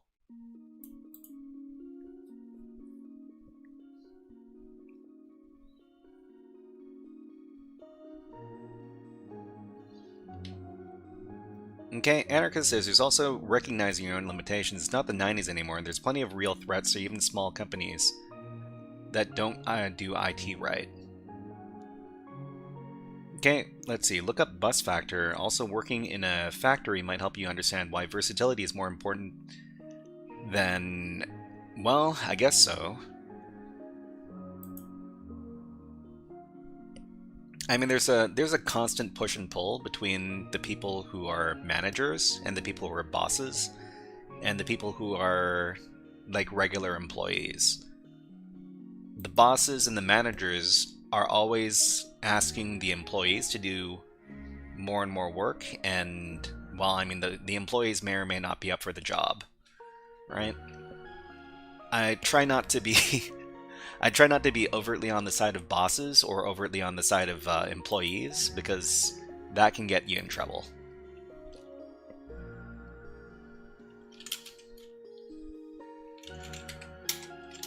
Okay, so I still think that this script over here is our ticket into getting access, like vertical privilege escalation, as the pipeline SVC user.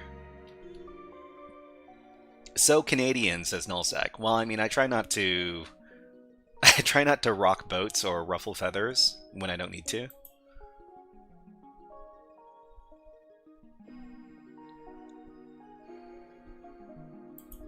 So let's try to find that os.js file. So find name os.js. This is what it would typically be called, right? Or something else. Rock the boat, it's fun. Well,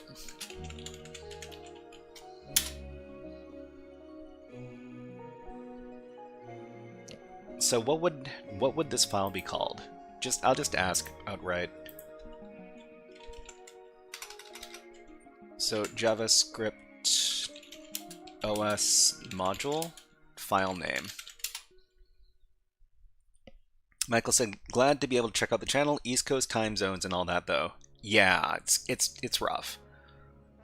So the node.js module handles system information. So the file name would be base name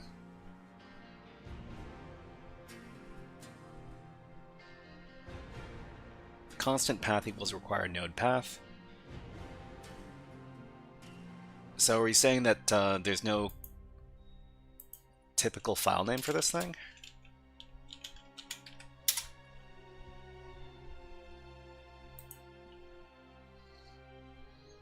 So it says require OS, so I'm assuming that it's going to be like os.javascript.js.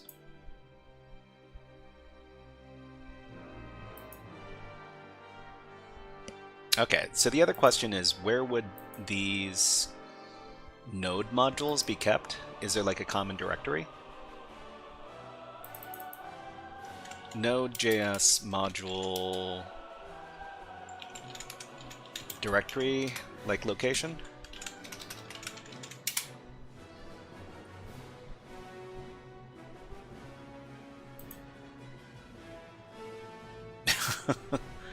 Okay, so user local lib path, maybe?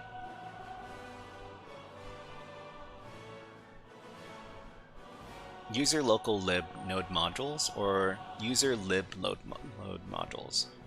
Okay, so I guess we can look in both places. Or just look for stuff called node.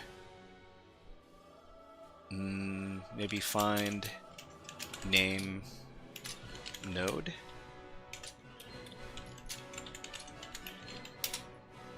Ah, there's a lot of stuff here.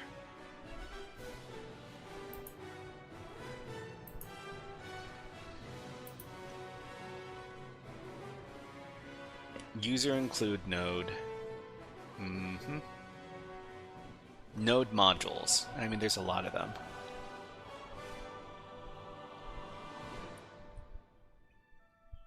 Do you have a fuzzy finder? I don't know. I don't know if I do on this particular box.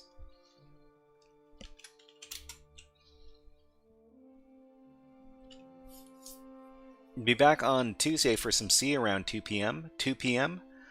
No, if you wanna check out some C, I'll be doing it on Tuesday, but it's gonna be at. Wait. Hold on. How's my Twitch stream doing? Okay, it's still online. For some reason, I thought it dropped. Weird.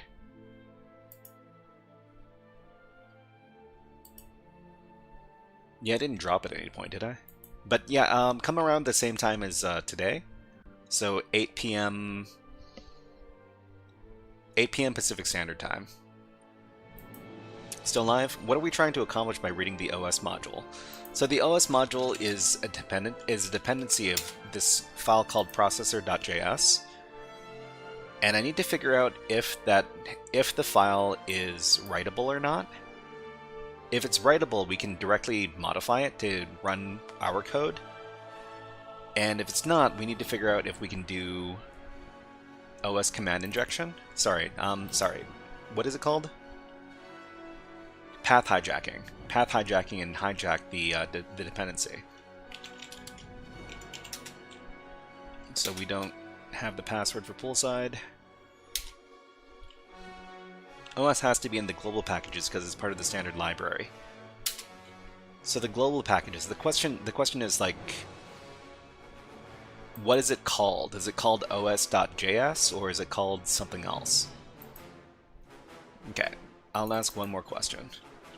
What is the file name of the OS module in Node.js? The file name of the OS module in Node.js is os.js. Okay. So if it's os.js, I can just search for that. I can just search for it, right? Find name os.js.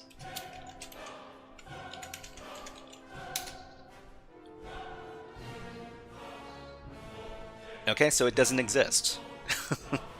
Wait. If it doesn't exist, then we can create it ourselves, right?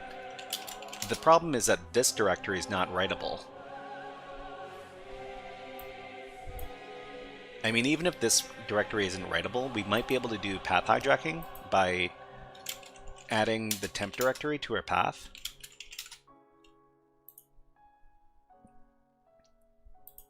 So we'd have to create like a JavaScript reverse shell payload, right? So maybe we can make one over at revshells.com. So we're looking for JavaScript Node.js. Yeah, here's Node.js. So require child process exec something something. And we need to give our correct IP address. Let's go ahead and find that.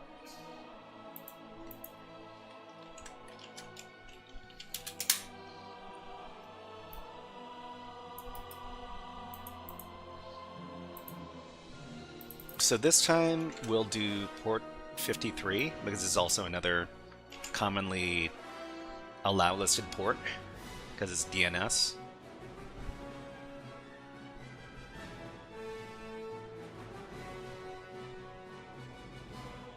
Okay, so if that's the case, we also need to set up a secondary reverse shell handler here. So we'll call this Penelope 2. We'll make it, I don't know, red. Okay, there's no file. If there's no file, it's likely that Node.js isn't loading it from a file at all, but instead providing it internally from the node exe. I mean, if that's the case, we don't really have a way in.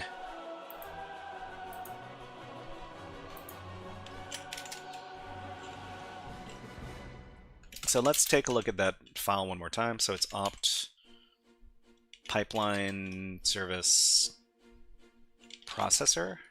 What was it called? Telemetry.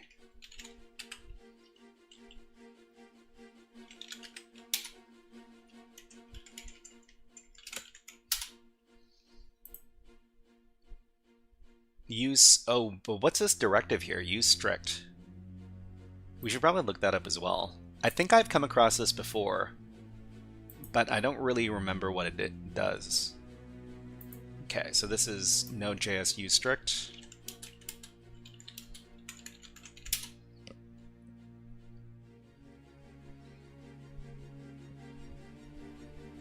A little expression that enables JavaScript's strict mode, a restricted variant of the language that turns silent syntax mistakes into explicit runtime errors.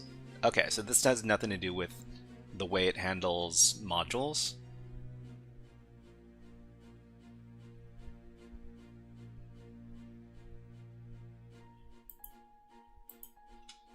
Because what we're thinking of doing here is doing some path hijacking.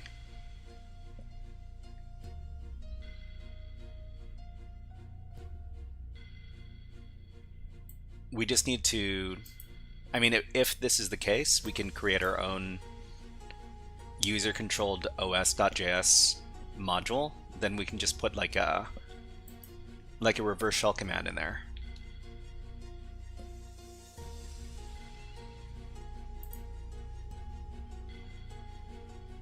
Which we get from, well, I mean, you know, the payload we get from revshells.com over here.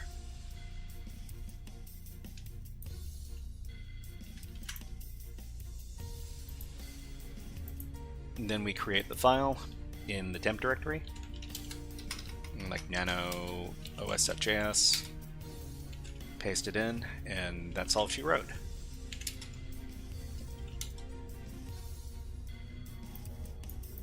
I don't know if we need to make this executable or not. I don't think we do. But just in case, we can chmod it. Okay, if you have a local module called OS, will it take priority over the global? I mean, I think os.js doesn't exist. I think it doesn't exist on the target right now. Or is this read-only so you cannot write to the directory? Okay, we shouldn't need to. It's not getting executed, just loaded by the node. If you don't have access to the directory, how is that going to work? It's not SUID, so writing a new copy yourself won't help. So I mean,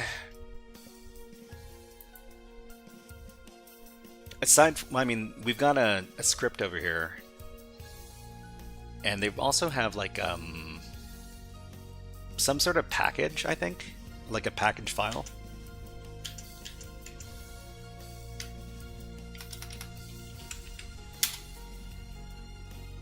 So this is Lotus Telemetry version 1.00.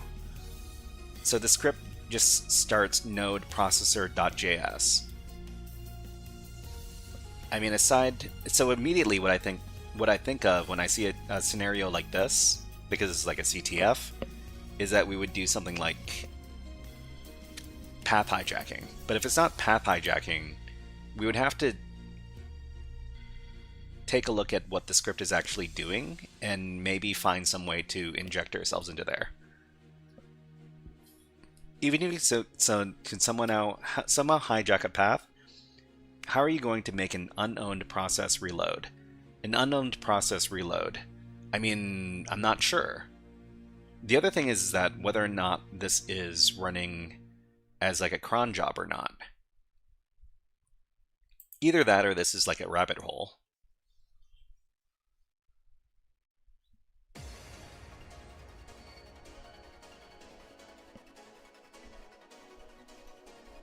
But yeah, it looks like it is doing some telemetry stuff with the script. I'll give myself about an hour more to work on this, because this is supposed to be a shorter stream.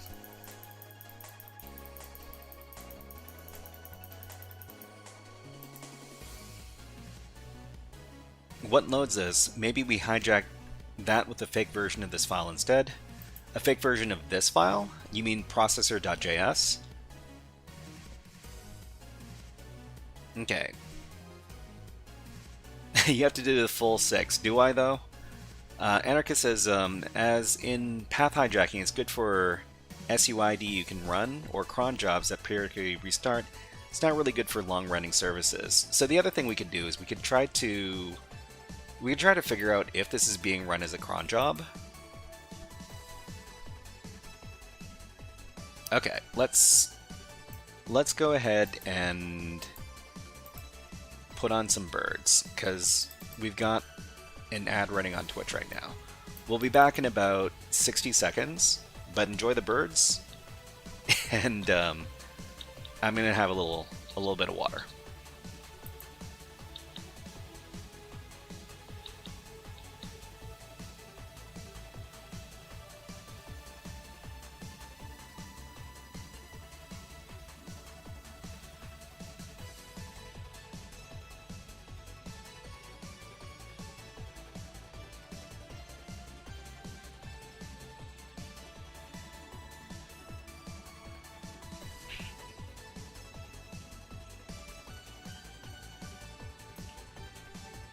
Okay, that was a bird.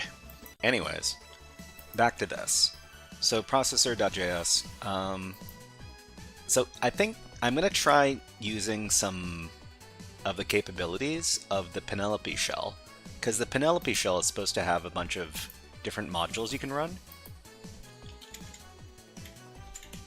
So it's from this GitHub project right over here.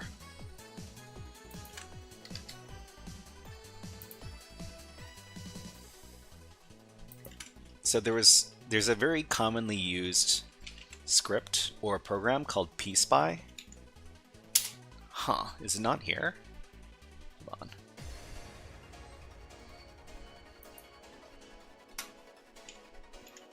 I mean, I could always just upload it instead, though. I could have sworn there was like a pspy module here, though.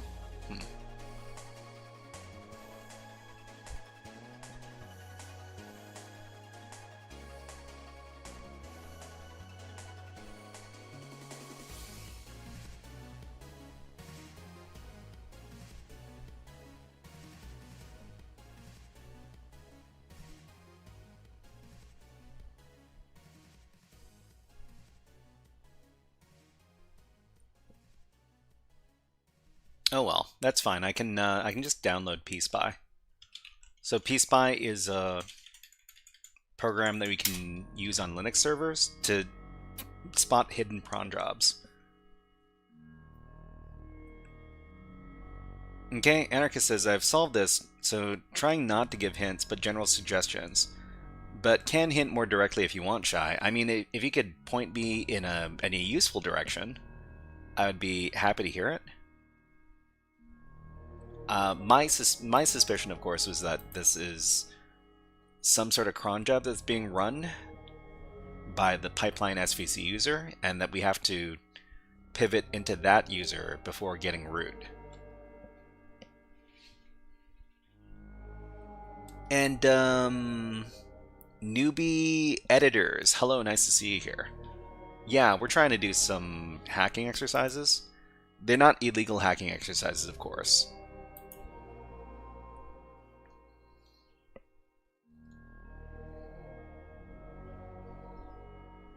Okay, pipeline SVC isn't a dead end, but it's involved, but you haven't quite figured out the whole picture of how it's useful yet. Okay, so I'm going to try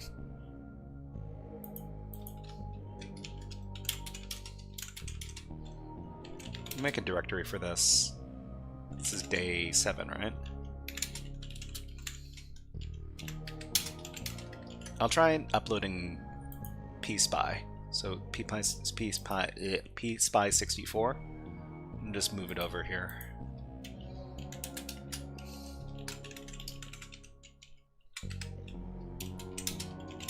Okay, and then we'll serve it. Python module HTTP server on 60. And then we'll upload it. This is the one that SysOS was mad at? I mean, I'm not sure if he was mad at it. He said that a lot of other people were mad at it.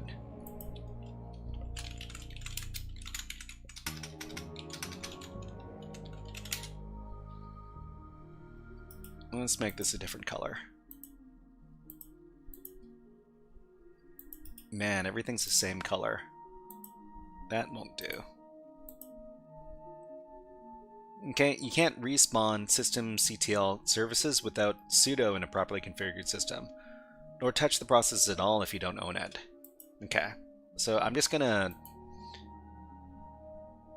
try uploading my pspy and then seeing if I can get a hit. So it would be like wget from my server, then pspy 64.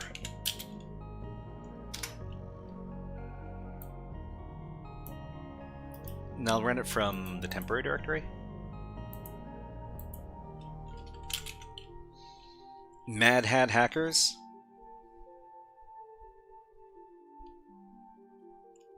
Oh, no worries, no worries. Okay, let's try downloading that thing. Okay, so we downloaded pspy. We need to make it executable.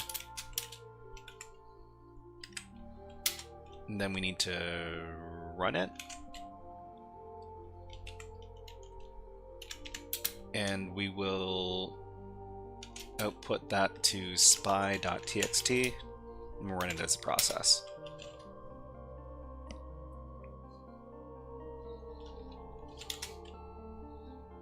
No, Mad Hat isn't here. Mad Hat is he's got a very popular cybersecurity channel on YouTube. Let me see if I can find it.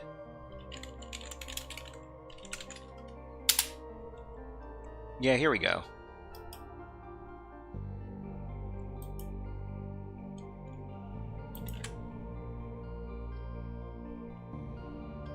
Actually, let me make sure that this is the right one. Yeah, it's this guy.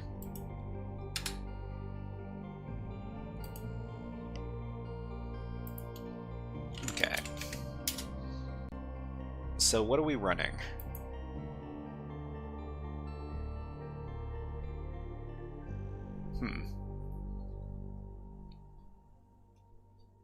All right. So the other thing we can do is we can take a look at the running processes, just to make sure there's nothing really weird looking here. Make our terminal nice and small, run it again.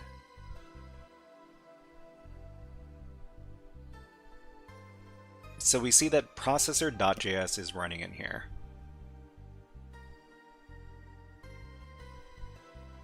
He's a good definition of weird. Well, I won't disagree. Restream broad is a nice thing. First time I've seen something like that being used.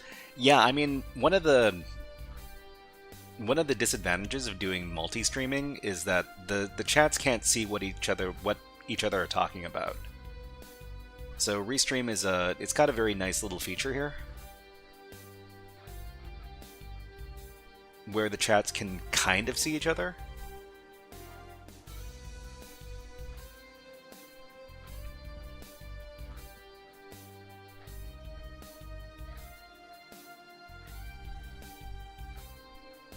There's good weird and bad weird. True. So I guess the other thing we might want to take a look at is what other files this service account, what was it called? Like pipeline SVC? What files it owns. So find users pipeline SVC.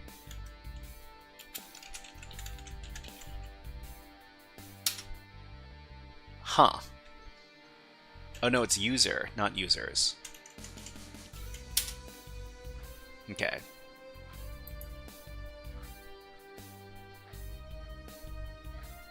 And I think to be a little bit more productive, we should omit all of the stuff that's in the proc directory.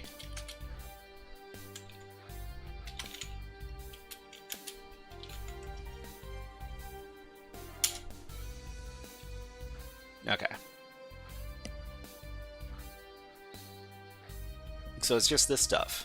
So it's just like their home directory and what is this memory pressure thing?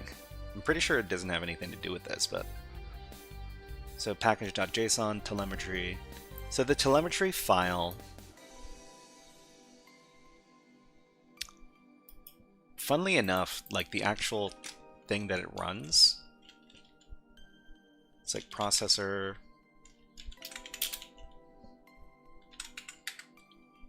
.js. It doesn't belong to the pipeline user.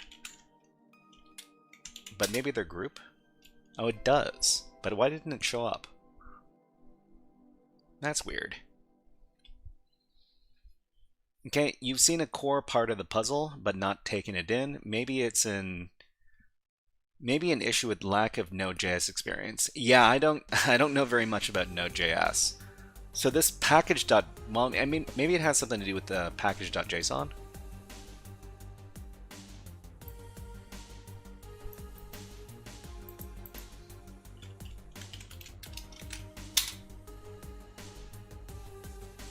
So Lotus telemetry, I mean, this is like a service, right? Node processor.js. Can you check process by again? Yeah, let's do that.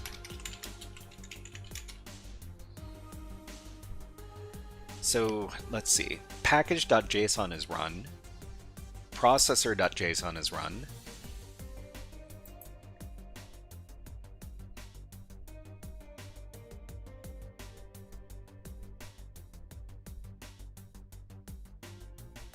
App.js is run. What is this? What is this? So some sort of weird Python command? Is this... This isn't something we created, is it? You know what we should do? We should probably decode this.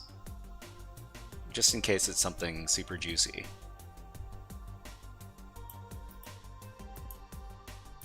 Is that a shell? Not completely sure.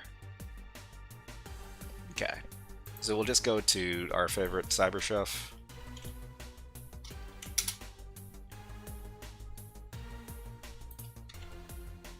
And then from base64. I mean, it's just a bunch of binary data, looks like.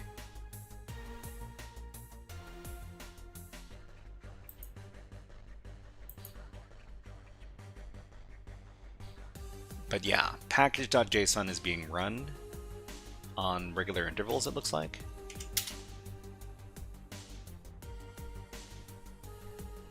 Also, processor.js. Oh yeah, yeah. Yeah, Pro, what's up, what's up? We're going to be doing more C stuff on Tuesday. We're just doing some hacking stuff right now. Okay. Oh, Anarchist says that's a process that Penelope creates to upgrade your shell. Went down a rabbit hole on it in one of the challenges. I mean, that's good to know. Can you link the page? Looks a lot nicer than the one that I used to decode stuff.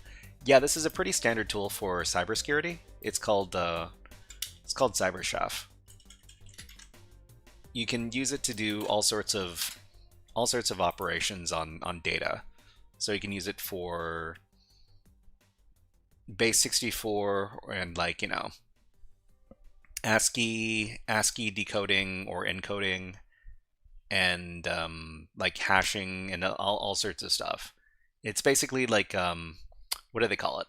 They call it like a cybersecurity Swiss Army knife or something, or a Swiss Army knife for data modification operations, maybe?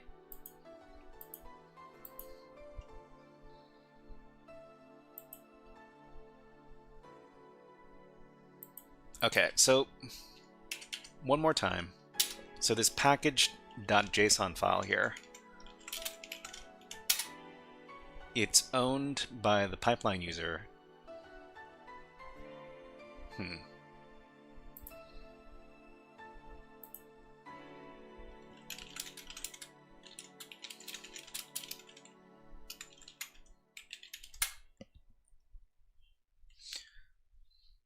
Before we ask the question, let's just ask ourselves the question. So we got the package.json file, which is being used to run the processor.js file.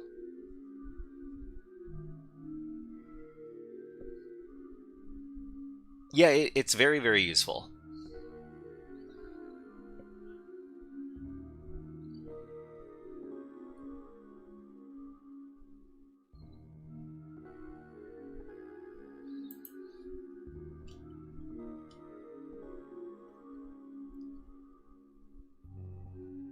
Actually, let's just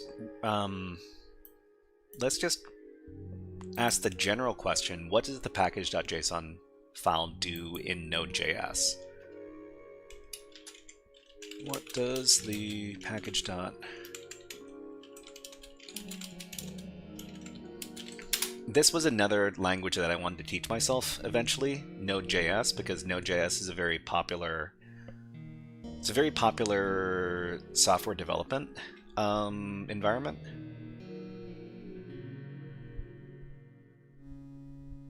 Okay, so the root directory of every Node.js project, the single source of truth that defines project metadata, manages third-party dependencies and automates development key flows. Workflows.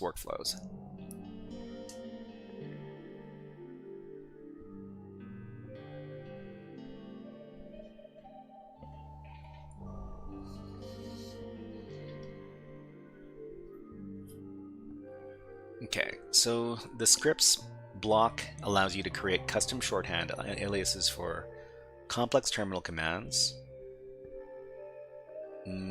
dependency management, lists every external library your project needs to function, dependencies, or develop,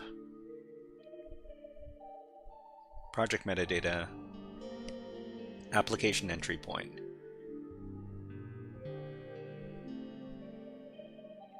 Can you do a video in the future about how to program a Game Boy? I mean, if I ever teach myself how to program a Game Boy, then maybe. Mr. Repro, hello, nice to see ya. So the type key dictates whether Node.js treats your JS files as modern ES modules or legacy common JS. Okay, let's check.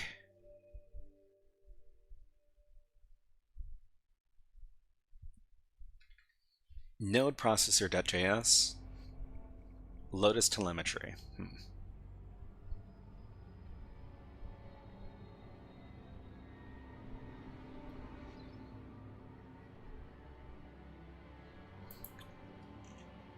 So the thing about this file that we're looking at, package.json,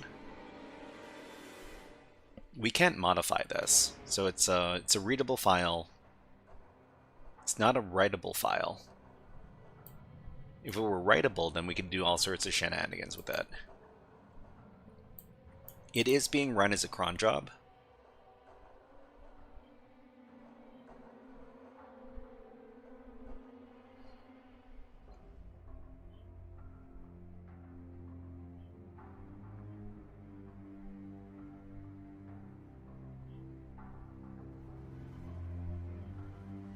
And the processor.js file is also being run as a cron job.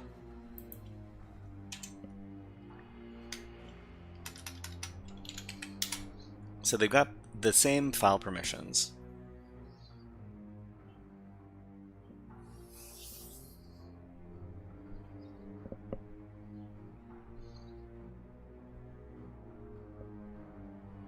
And one references the other.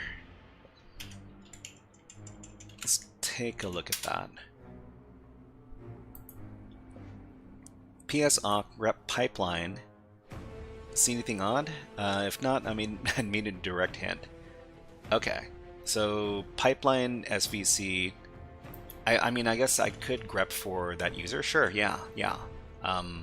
Let's do that. So PS awk grep pipeline. Hold on, let's make it smaller. So we're looking for like a process that's being run by pipeline. Ah, okay. Oh, okay. The funny thing is that they truncated the name. And that's it, right? Yeah, that's it. So this is the command that's being run over here. Let's take a look at this in our text editor.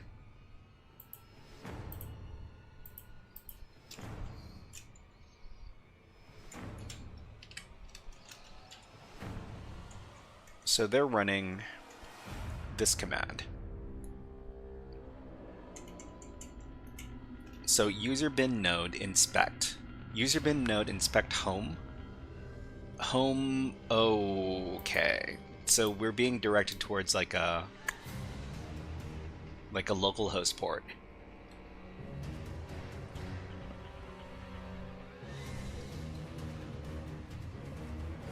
So is this something typical that you'd run, like if you're running like a node file, that you would specify a port to run it on? Okay, let's take a look at our open ports. So like netstat. Is there netstat? There's no netstat. SS. So SS Tulpen. Okay, so there. I guess we would be able to spot this if we were looking at open ports. Inspect is not a normal node option. Inspect is not a normal node option, okay? Plus, it's not just the port. It's not just the port it's serving on. Okay, so I mean, we could look up something like what is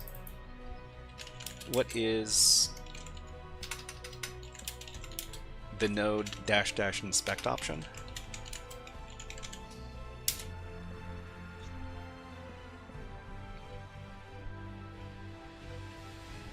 So it's a command line flag that activates the built-in V8 inspector, allowing you to connect external debugging clients like Chrome tools or VS Code to your running application. Exposes a WebSocket server that listens for connections from developer tools. Enables step-by-step debugging. Can set breakpoints, pause execution. Provides diagnostics and profiling.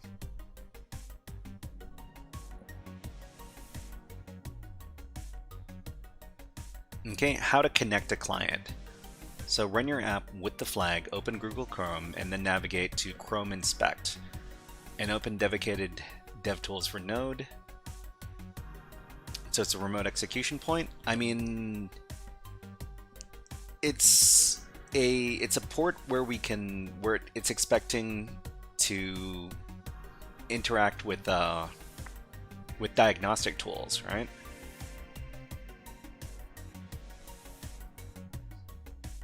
So Chrome DevTools or Visual Studio Code.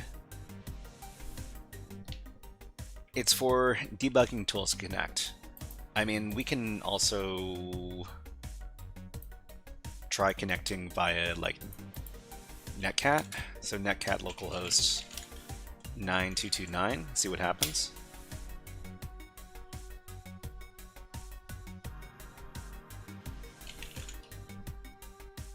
Okay, so this is a web page.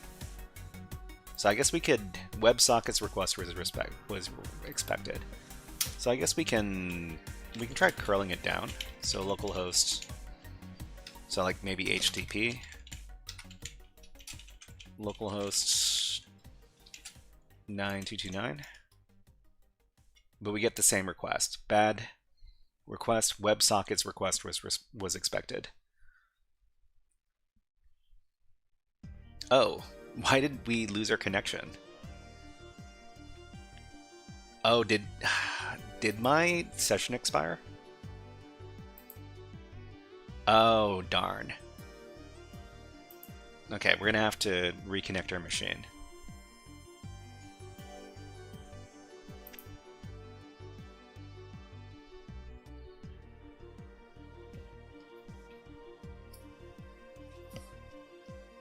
Okay, it's hijackable, but IRL chances of such would be close to none. I mean, people expose all sorts of stuff for debugging purposes, and they don't really think too much about security. So, I mean, it doesn't seem like too... I mean, it doesn't seem like too unrealistic a situation. Okay, with proper configurations, you should never leave that in production, but it's also the sort of mistakes that commonly make that you look for as a pen tester. Okay. So if we can connect to it and it's looking for a WebSocket connection, what tool can we use to connect? So common Linux tool to connect to server with WebSocket connection.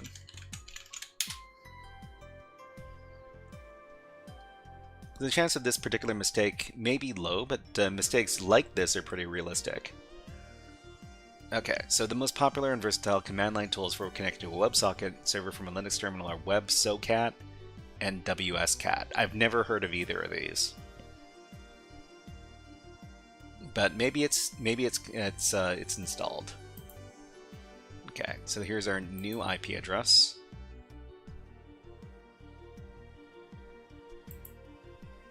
Let's add an hour. There you go. Okay.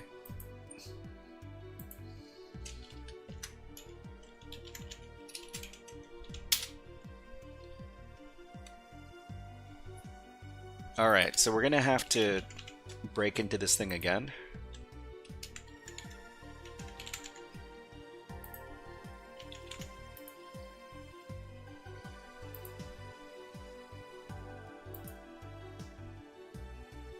So the login endpoint is over here. We'll put it in a repeater.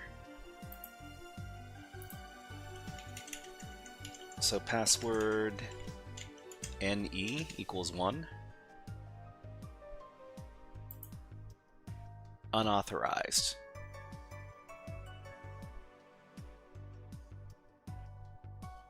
Wait, what?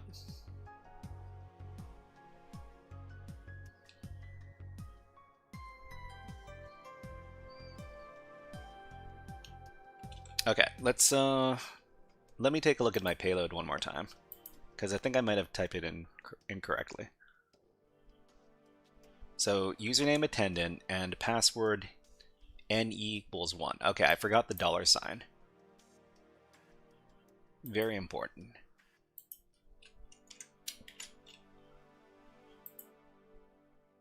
Now it's okay. All right, so we'll request in browser in original session.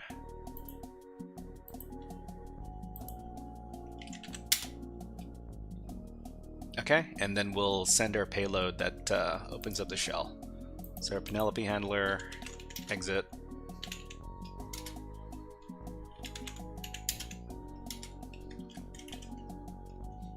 Okay.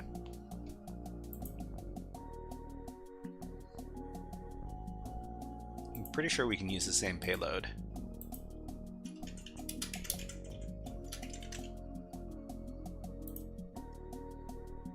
And we're in again. Okay, VS Code Debugger or Chrome Web Tools should work. It's localhost only, so you'd only need port forwarding for that. Oh, did you do this section through port forwarding? Because I was trying to see if I could get this done through some sort of terminal tool, so WebSoCat or WSCat. Don't know if these are installed or not. Thank you very much, Gabby Martinez, for subscribing on YouTube. Thank you. And it doesn't exist. WSCat? Nope.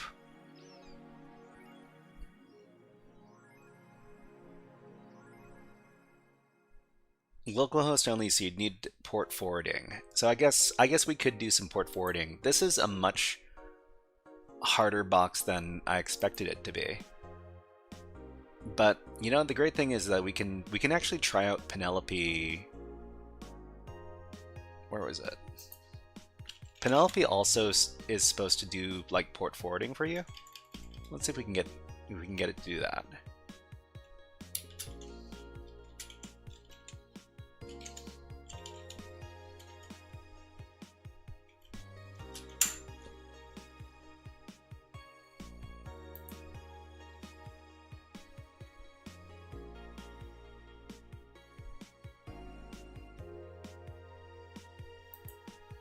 Where'd I put that thing? GitHub. We're looking at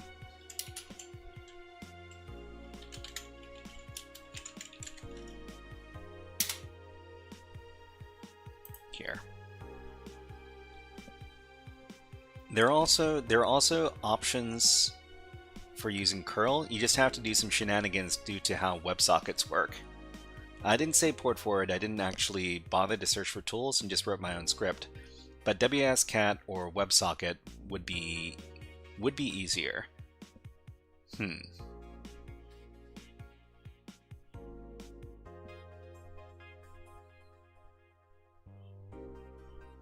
Wow. Well, I mean, I guess if we do port forwarding, we could also run WSCat through it. So the first thing we do, well, I'm going to try to figure out how to do port forwarding through Penelope. Local port forwarding, so we can do it here.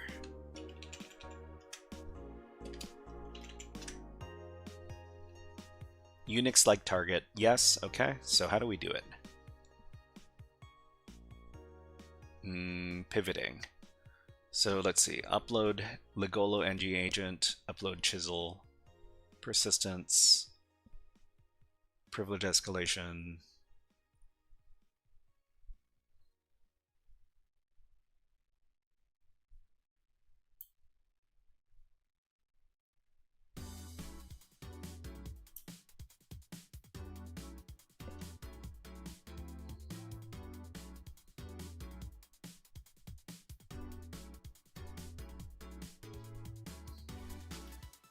Okay, let me see if I can.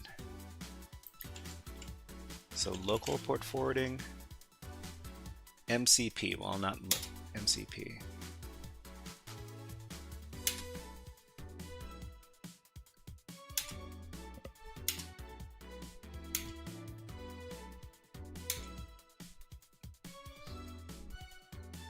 Okay, so SSH, what was this?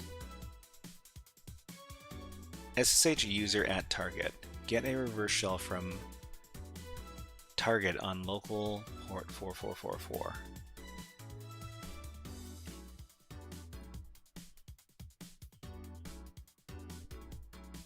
Okay.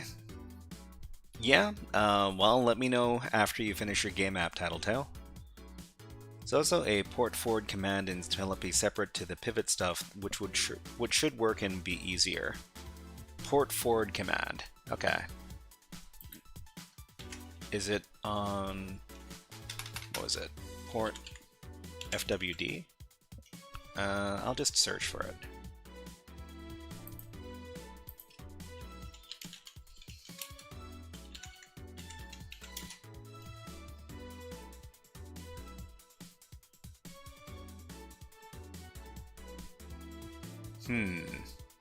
I don't see this showing up.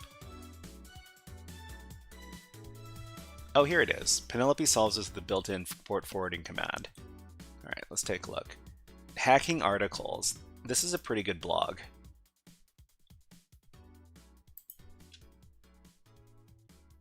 Okay, you just hit Control B in Penelope to be able to enter commands. I've never really used very much Penelope. It's I'm excited to try it out.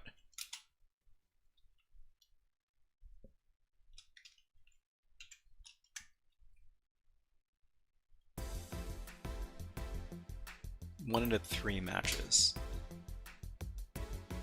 Okay.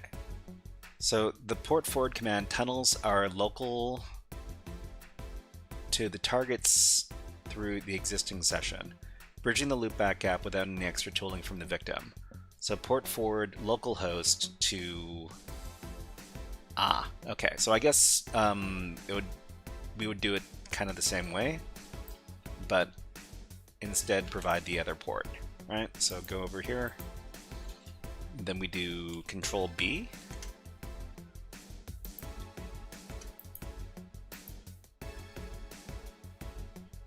Using Nano as an IDE.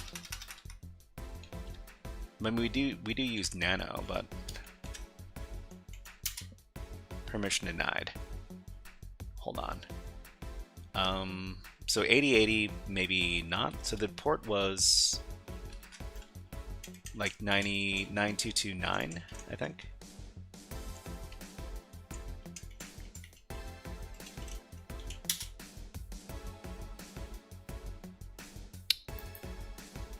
Hold on, there's something I'm not getting here. So you just do Control plus B in Penelope. Hold on, am I not? It's a command within Penelope, not external. So I'm doing Control B, but I don't see anything coming up.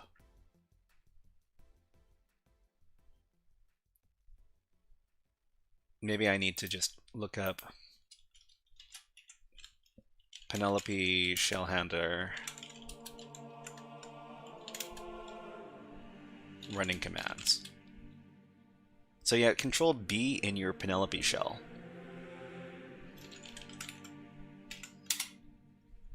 So I mean, this is my Penelope shell here.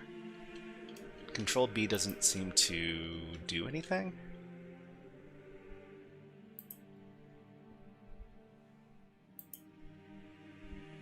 Trigger payloads, press P inside the Penelope interface.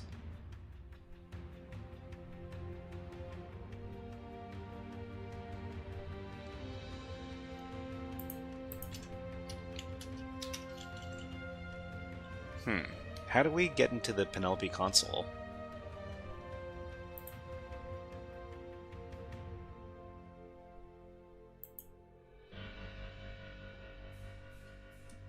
Don't think that actual session is started.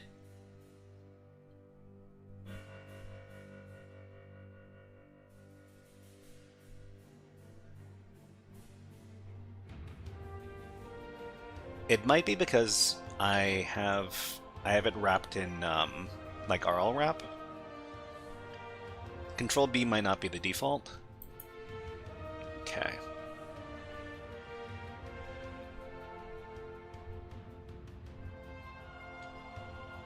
Menu commands. So by default you need to press F12 to detach your P2Y shell and go to the main menu. If the upgrade was not possible in it with the basic shell, you can also detach it with Control C. This also prevents accidental killing the shell. The main menu supports tab completion, also short commands. So instead of interact 1, you can just do type I1. So it's like Control C. Not Control C. F12. Session detached. Okay, so session detached. So we'll now do this command here. Port forward this thing, right? And then we'll do interact sessions. So interact 1. And now we're interacting with it again. So now we also have a local port forward. So when we interact with local port 9229, and we could probably do it in our web browser here, right? Let's give it a try. So HTTP localhost 9229. WebSocket's request was expected. Okay. So here's where we figure out if we've got our WSCat. Okay, so WSCat is installed. What was it called? Like WebSocket? WebSocket not found. So WSCat to localhost 9229. I guess we need to connect. So connect to a WebSocket server. So -C. How do we run this thing? So WSCat options, listen port, connect URL.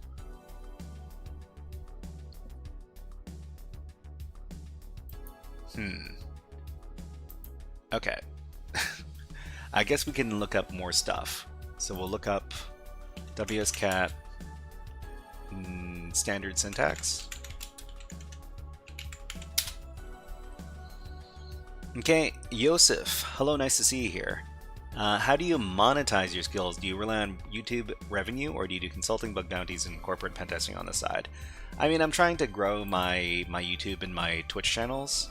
It's not exactly enough to make a good living, but it's growing. It's growing every month. So connect -C URL to connect to a remote WebSocket server. So connect and listen. Start a server and listen on a specific port. So L. So I guess I'll just try connecting first. We hack noobs on the side. Okay. So unexpected response, server response 400. I mean, we're doing WebSockets.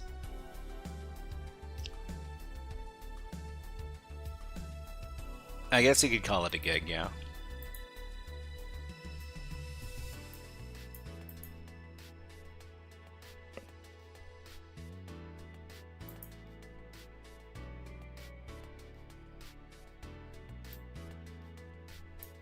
So connect to the WebSocket server. Afterwards, we can do some other stuff.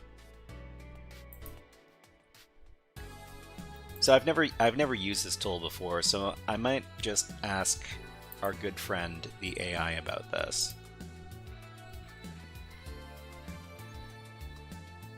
So let's see. Want to use WSCat to connect to a WebSocket server running on localhost 9229. What's the best way to create a session? Because we're not just connecting, we also need to... You can create a session with a single hop using WSCat, connecting to localhost 9229, then optionally keep it open. So connect to the local server and keep it open. The W flag keeps the session open for a specified number of seconds. So, oh, okay. So I guess we're using WS instead of HTTP because we're not doing HTTP. We're using WebSockets. It's a different protocol. But we still get the unexpected server response.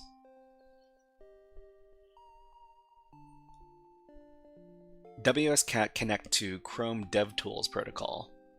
Thanks for that hint. That would have taken me a long time to figure out.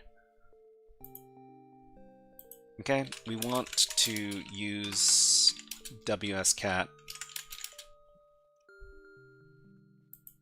to connect using Chrome DevTools. Using the Chrome DevTools protocol.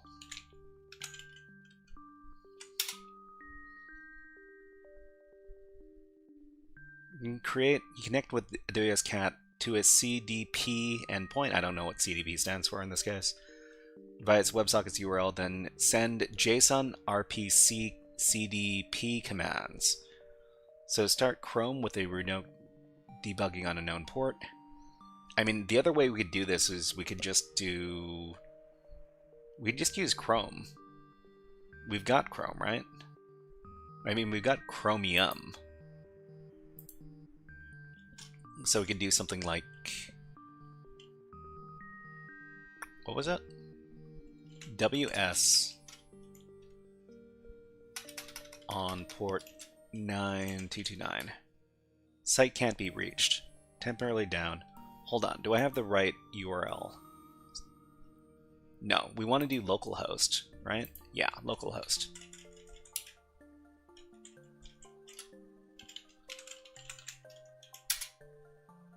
Still says that site can't be reached. Chromium DevTool protocol? Yeah, that makes sense.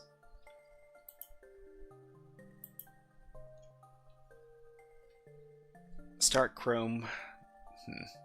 Start Chrome with remote debugging on a known port. Discover the WebSocket URL. So for example, this thing. In Chrome, you need to do it through Chrome Inspect. So I guess it doesn't want us to use WSCat. Or it does. Start Chrome with remote debugging on a known port. So Chrome remote debugging. Hold on. Do I have Chrome on here? I've got Chromium. I don't have Chrome.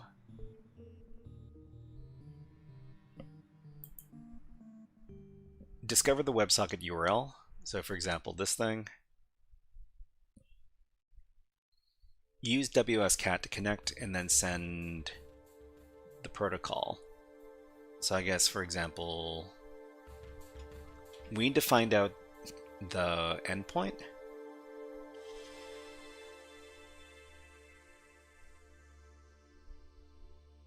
If you need a specific page, fetch the JSON endpoint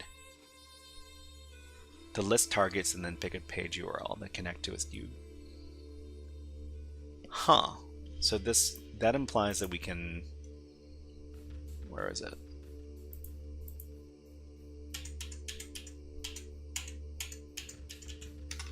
So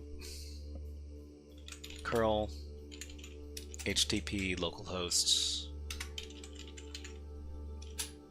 9229 and then look for the JSON. Oh, there is a JSON endpoint. That's really handy. But you can use the Chromium browser to connect to it without using WSCat. Okay, so Node.js instance. The URL is opt telemetry processor.js. So the WebSocket debugger URL is localhost this thing. I wonder if we can just directly access this with WSCat. Let's give it a try.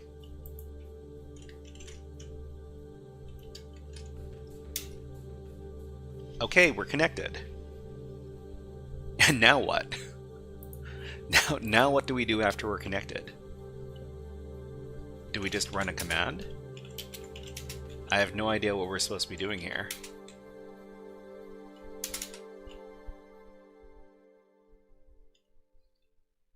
So we're connected to the server, and then it disconnects us. It was looking for something. We're supposed to send some commands through here.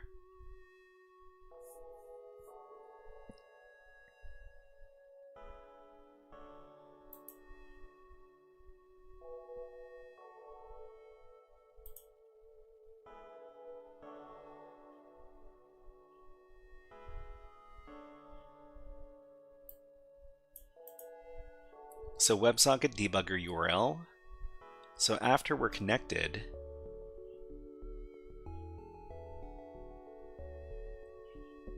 You need to figure out the protocol commands to send. Okay, so use WSCat to connect and then send CDB commands. So the endpoint, then send ID1 method, page enable param something something. Then send subsequent commands like page, .navigate, etc., etc. I mean, I don't know if this is going to work or not. We can give it a try. We need to enumerate it. That's our favorite word in pen testing. So we get our unexpected server response. So I guess that was not the correct command. Wait. We were able to connect to it before, but why can we not connect to it anymore?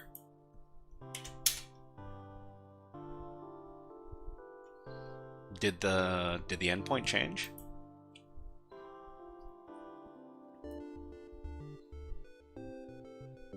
YouTube video. Did you say legacy command? I didn't say anything about legacy commands. Try sending the command id3 method runtime evaluate params expression object key os. I mean, is this typical though? Hold on. All right, let's. Is this a different endpoint now? So 8f3b. Okay, it's a different endpoint. So they switched endpoints on us. So this is why it doesn't work. So I guess we need to do this each time.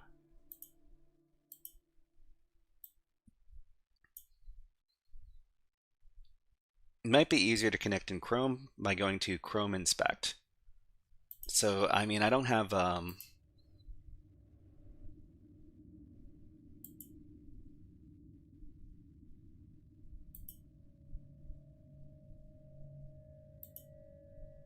actually, can I connect to it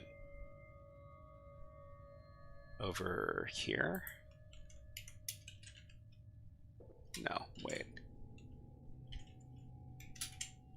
Okay, let's get that endpoint again.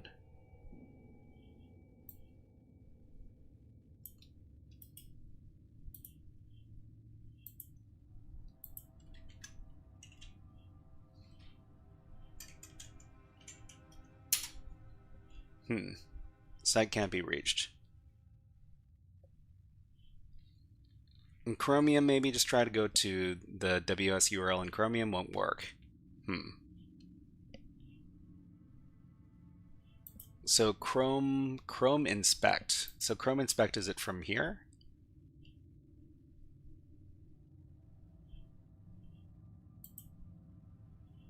Or is it through something else? Because the only thing I've got is Chromium. You need to use the DevTools built into Chrome and the tab URL tab. Okay, so the other thing we could do is we could just install Chrome on this machine. You just enter Chrome Inspect as a URL. Oh. I don't think I've done that before.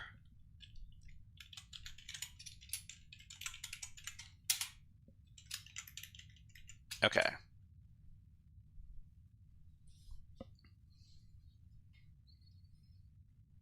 So Chrome Inspect, and I guess we would.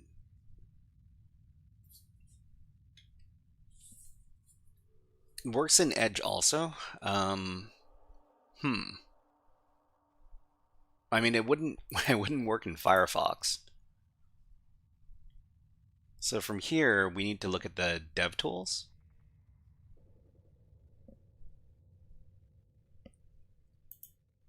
Pages, inspect with Chrome Developer Tools. So click on Inspect. Doesn't Firefox have an analog? I mean, if the service is configured for Chrome, it's probably not compatible with Firefox. Okay, so we're here.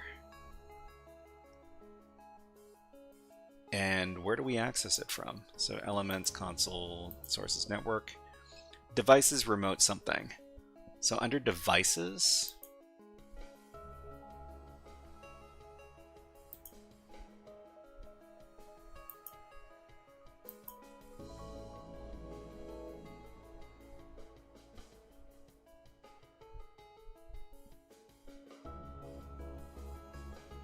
in devices under remote something. So under dsev tools.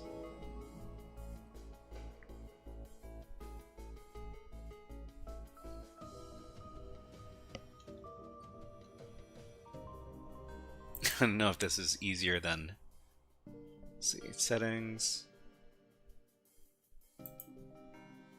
So here are dev tools.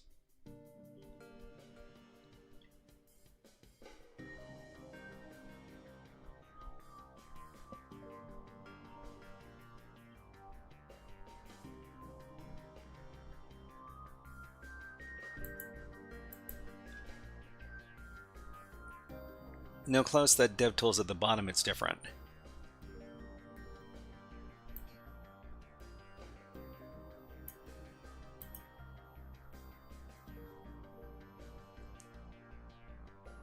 Okay, so it's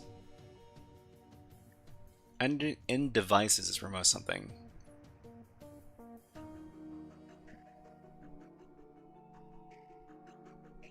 Okay, the left-hand side of the page. This one, device toolbar, element inspect.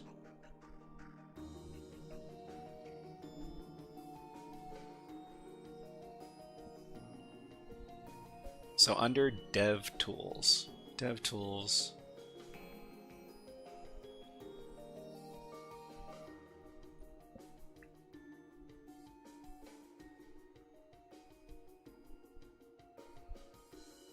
I think I might be able to see more if I make the interface smaller. No, I can't make the interface smaller.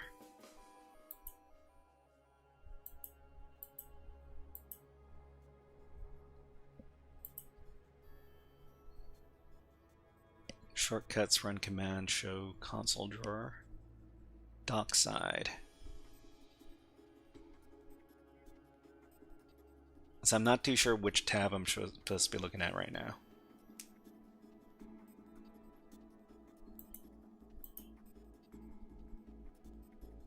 Choose the bottom window. It's different.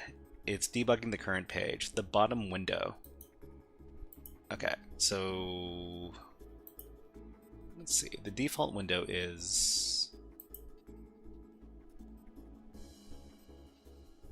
not choose close.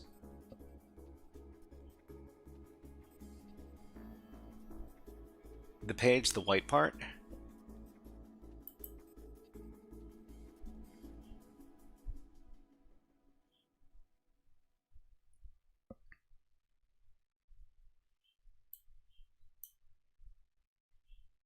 Am I looking at the right thing now, or am I not supposed to be looking at this? I wonder if it's going to be easier if I... Yeah, this is way harder than I expected it to be. And you know what? I'm actually running out of time right now. 2 Craze! Hello, nice to see you right now. Wait, nice to see you, nice to see you. Welcome to the stream. Okay, I think...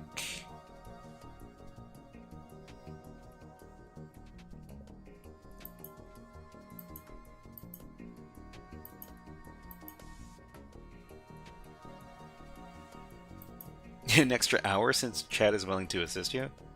Just close the dev tools. Okay, we'll close the dev tools. We'll open it back up, and then we'll see if we can get somewhere. So okay, so dev tools, Chrome inspect. You need to close the front end dev tools and go to the Chrome inspect page, the white part. Okay, so So do I want to click on DevTools, Chrome Inspect, or Inspect with Chrome Developer Tools? Are they all different? look at the top left, devices. Okay, so devices.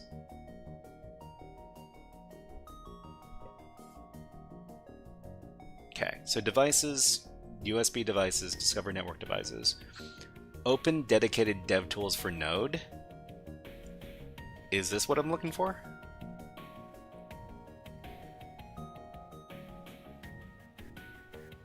You should see it's already before it found the remote target. So remote target localhost. So is this what I'm looking for? All right, let's do a little more. We'll do a little more time on this. I don't know if I can do like a whole hour, but we'll do 30 minutes. Try that link. Open dedicated dev tools for Node. It had the remote target the first time it entered. Need to open the link. You're not going to die for an hour? Well. Okay, so specify network endpoint and dev tools will connect to it automatically. So I guess we need to specify this connection.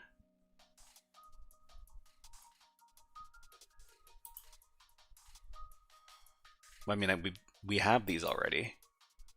I don't think we need to add a new one. And then go to the console and then run some commands, maybe.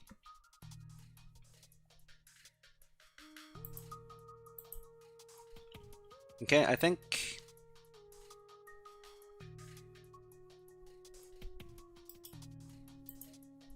Anarchist mentioned some sort of console commands earlier.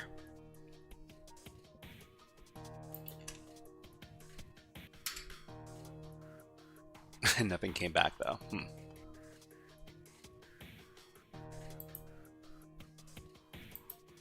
So connection, are we not connected at this point? Pwn till dawn?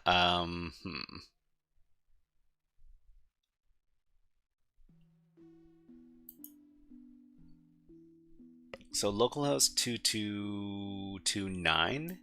Why do we have one for 2222 though? What's the weirdest stuff that happened on stream? The weirdest stuff that happened on stream.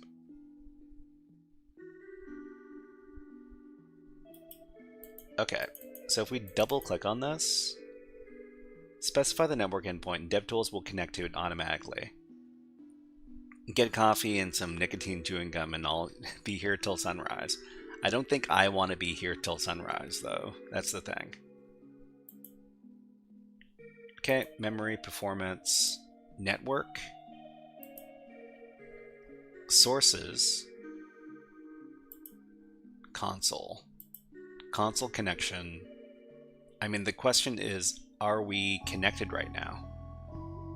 So if we're connected, then we should be able to run some stuff through the console.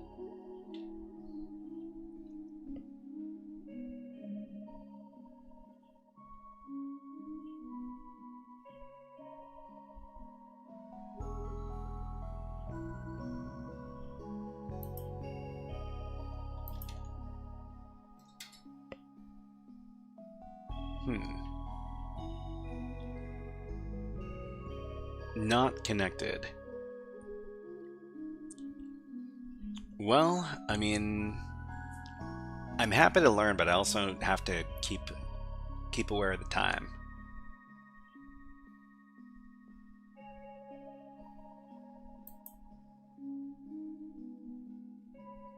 So it gave us an answer here, not available. So what kind of stuff do I want to send through this console to enumerate this? All right, so we're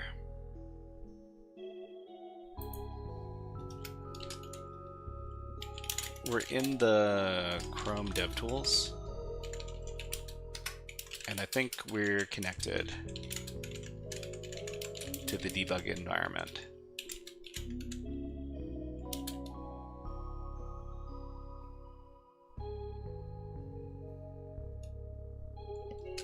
What console commands should I send to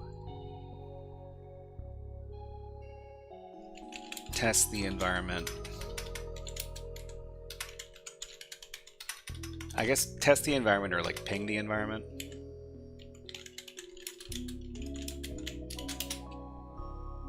You need to somehow escape Node.js, similar to how you escaped the Node EJS before. So the first time you open the Chromium stuff, you had a connection to the target. Now I think it's timed out for some reason. Huh. Do we? Hold on. So we got our dev tools over here. It says not available. Not available. Okay. And then we'll... Ooh, what's going on here? So our Penelope is going crazy.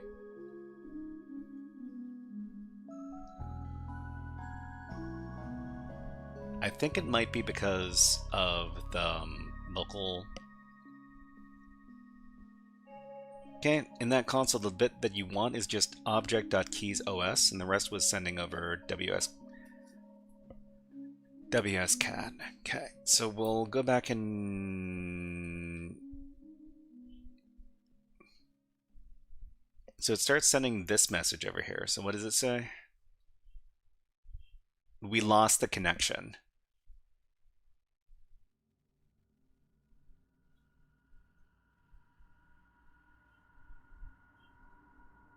No, we didn't lose the connection. But it's saying something like...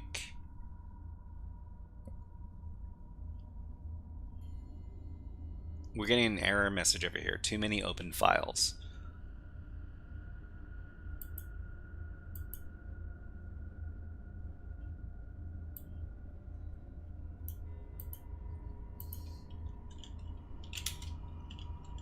And the console is unresponsive now.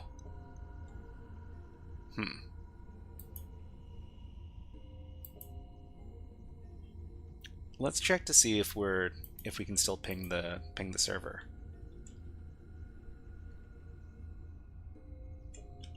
Ping.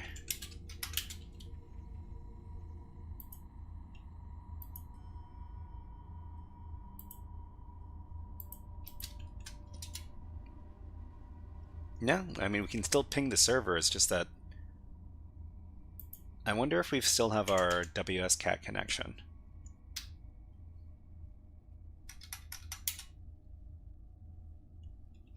Socket hung up.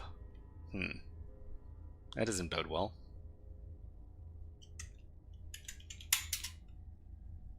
So error socket hang up.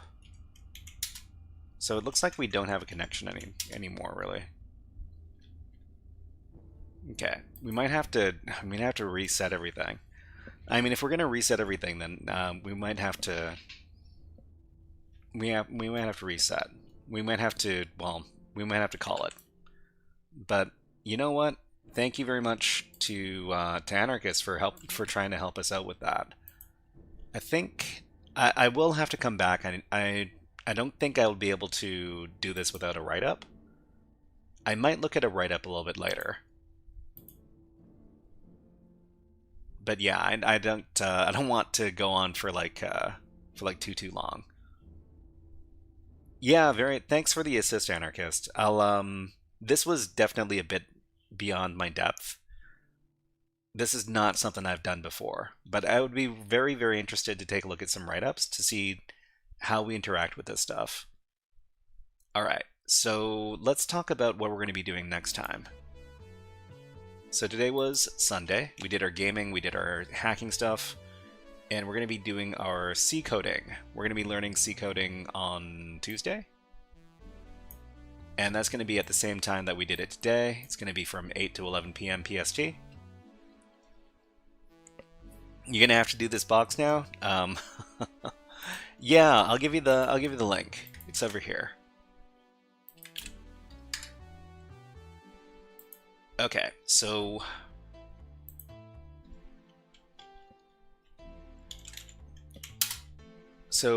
usually we like to look at infosecstreams.com to see who is doing cybersecurity stuff on Twitch, on YouTube. Unfortunately, I think the site is broken. The site no longer shows who's online anymore, but it does show who has the most streaming hours. And I'm a bit surprised that I'm the person with the most streaming hours on infosecstreams.com. But let's see who's streaming on Twitch that we might be able to raid into.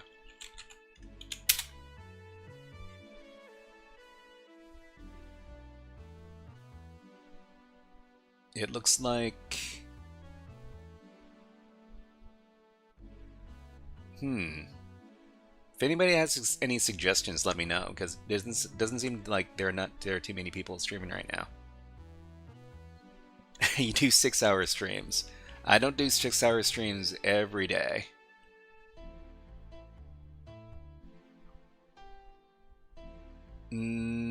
Howling AF. I think I've raided into Howling AF before. Let's take a look at what they're doing.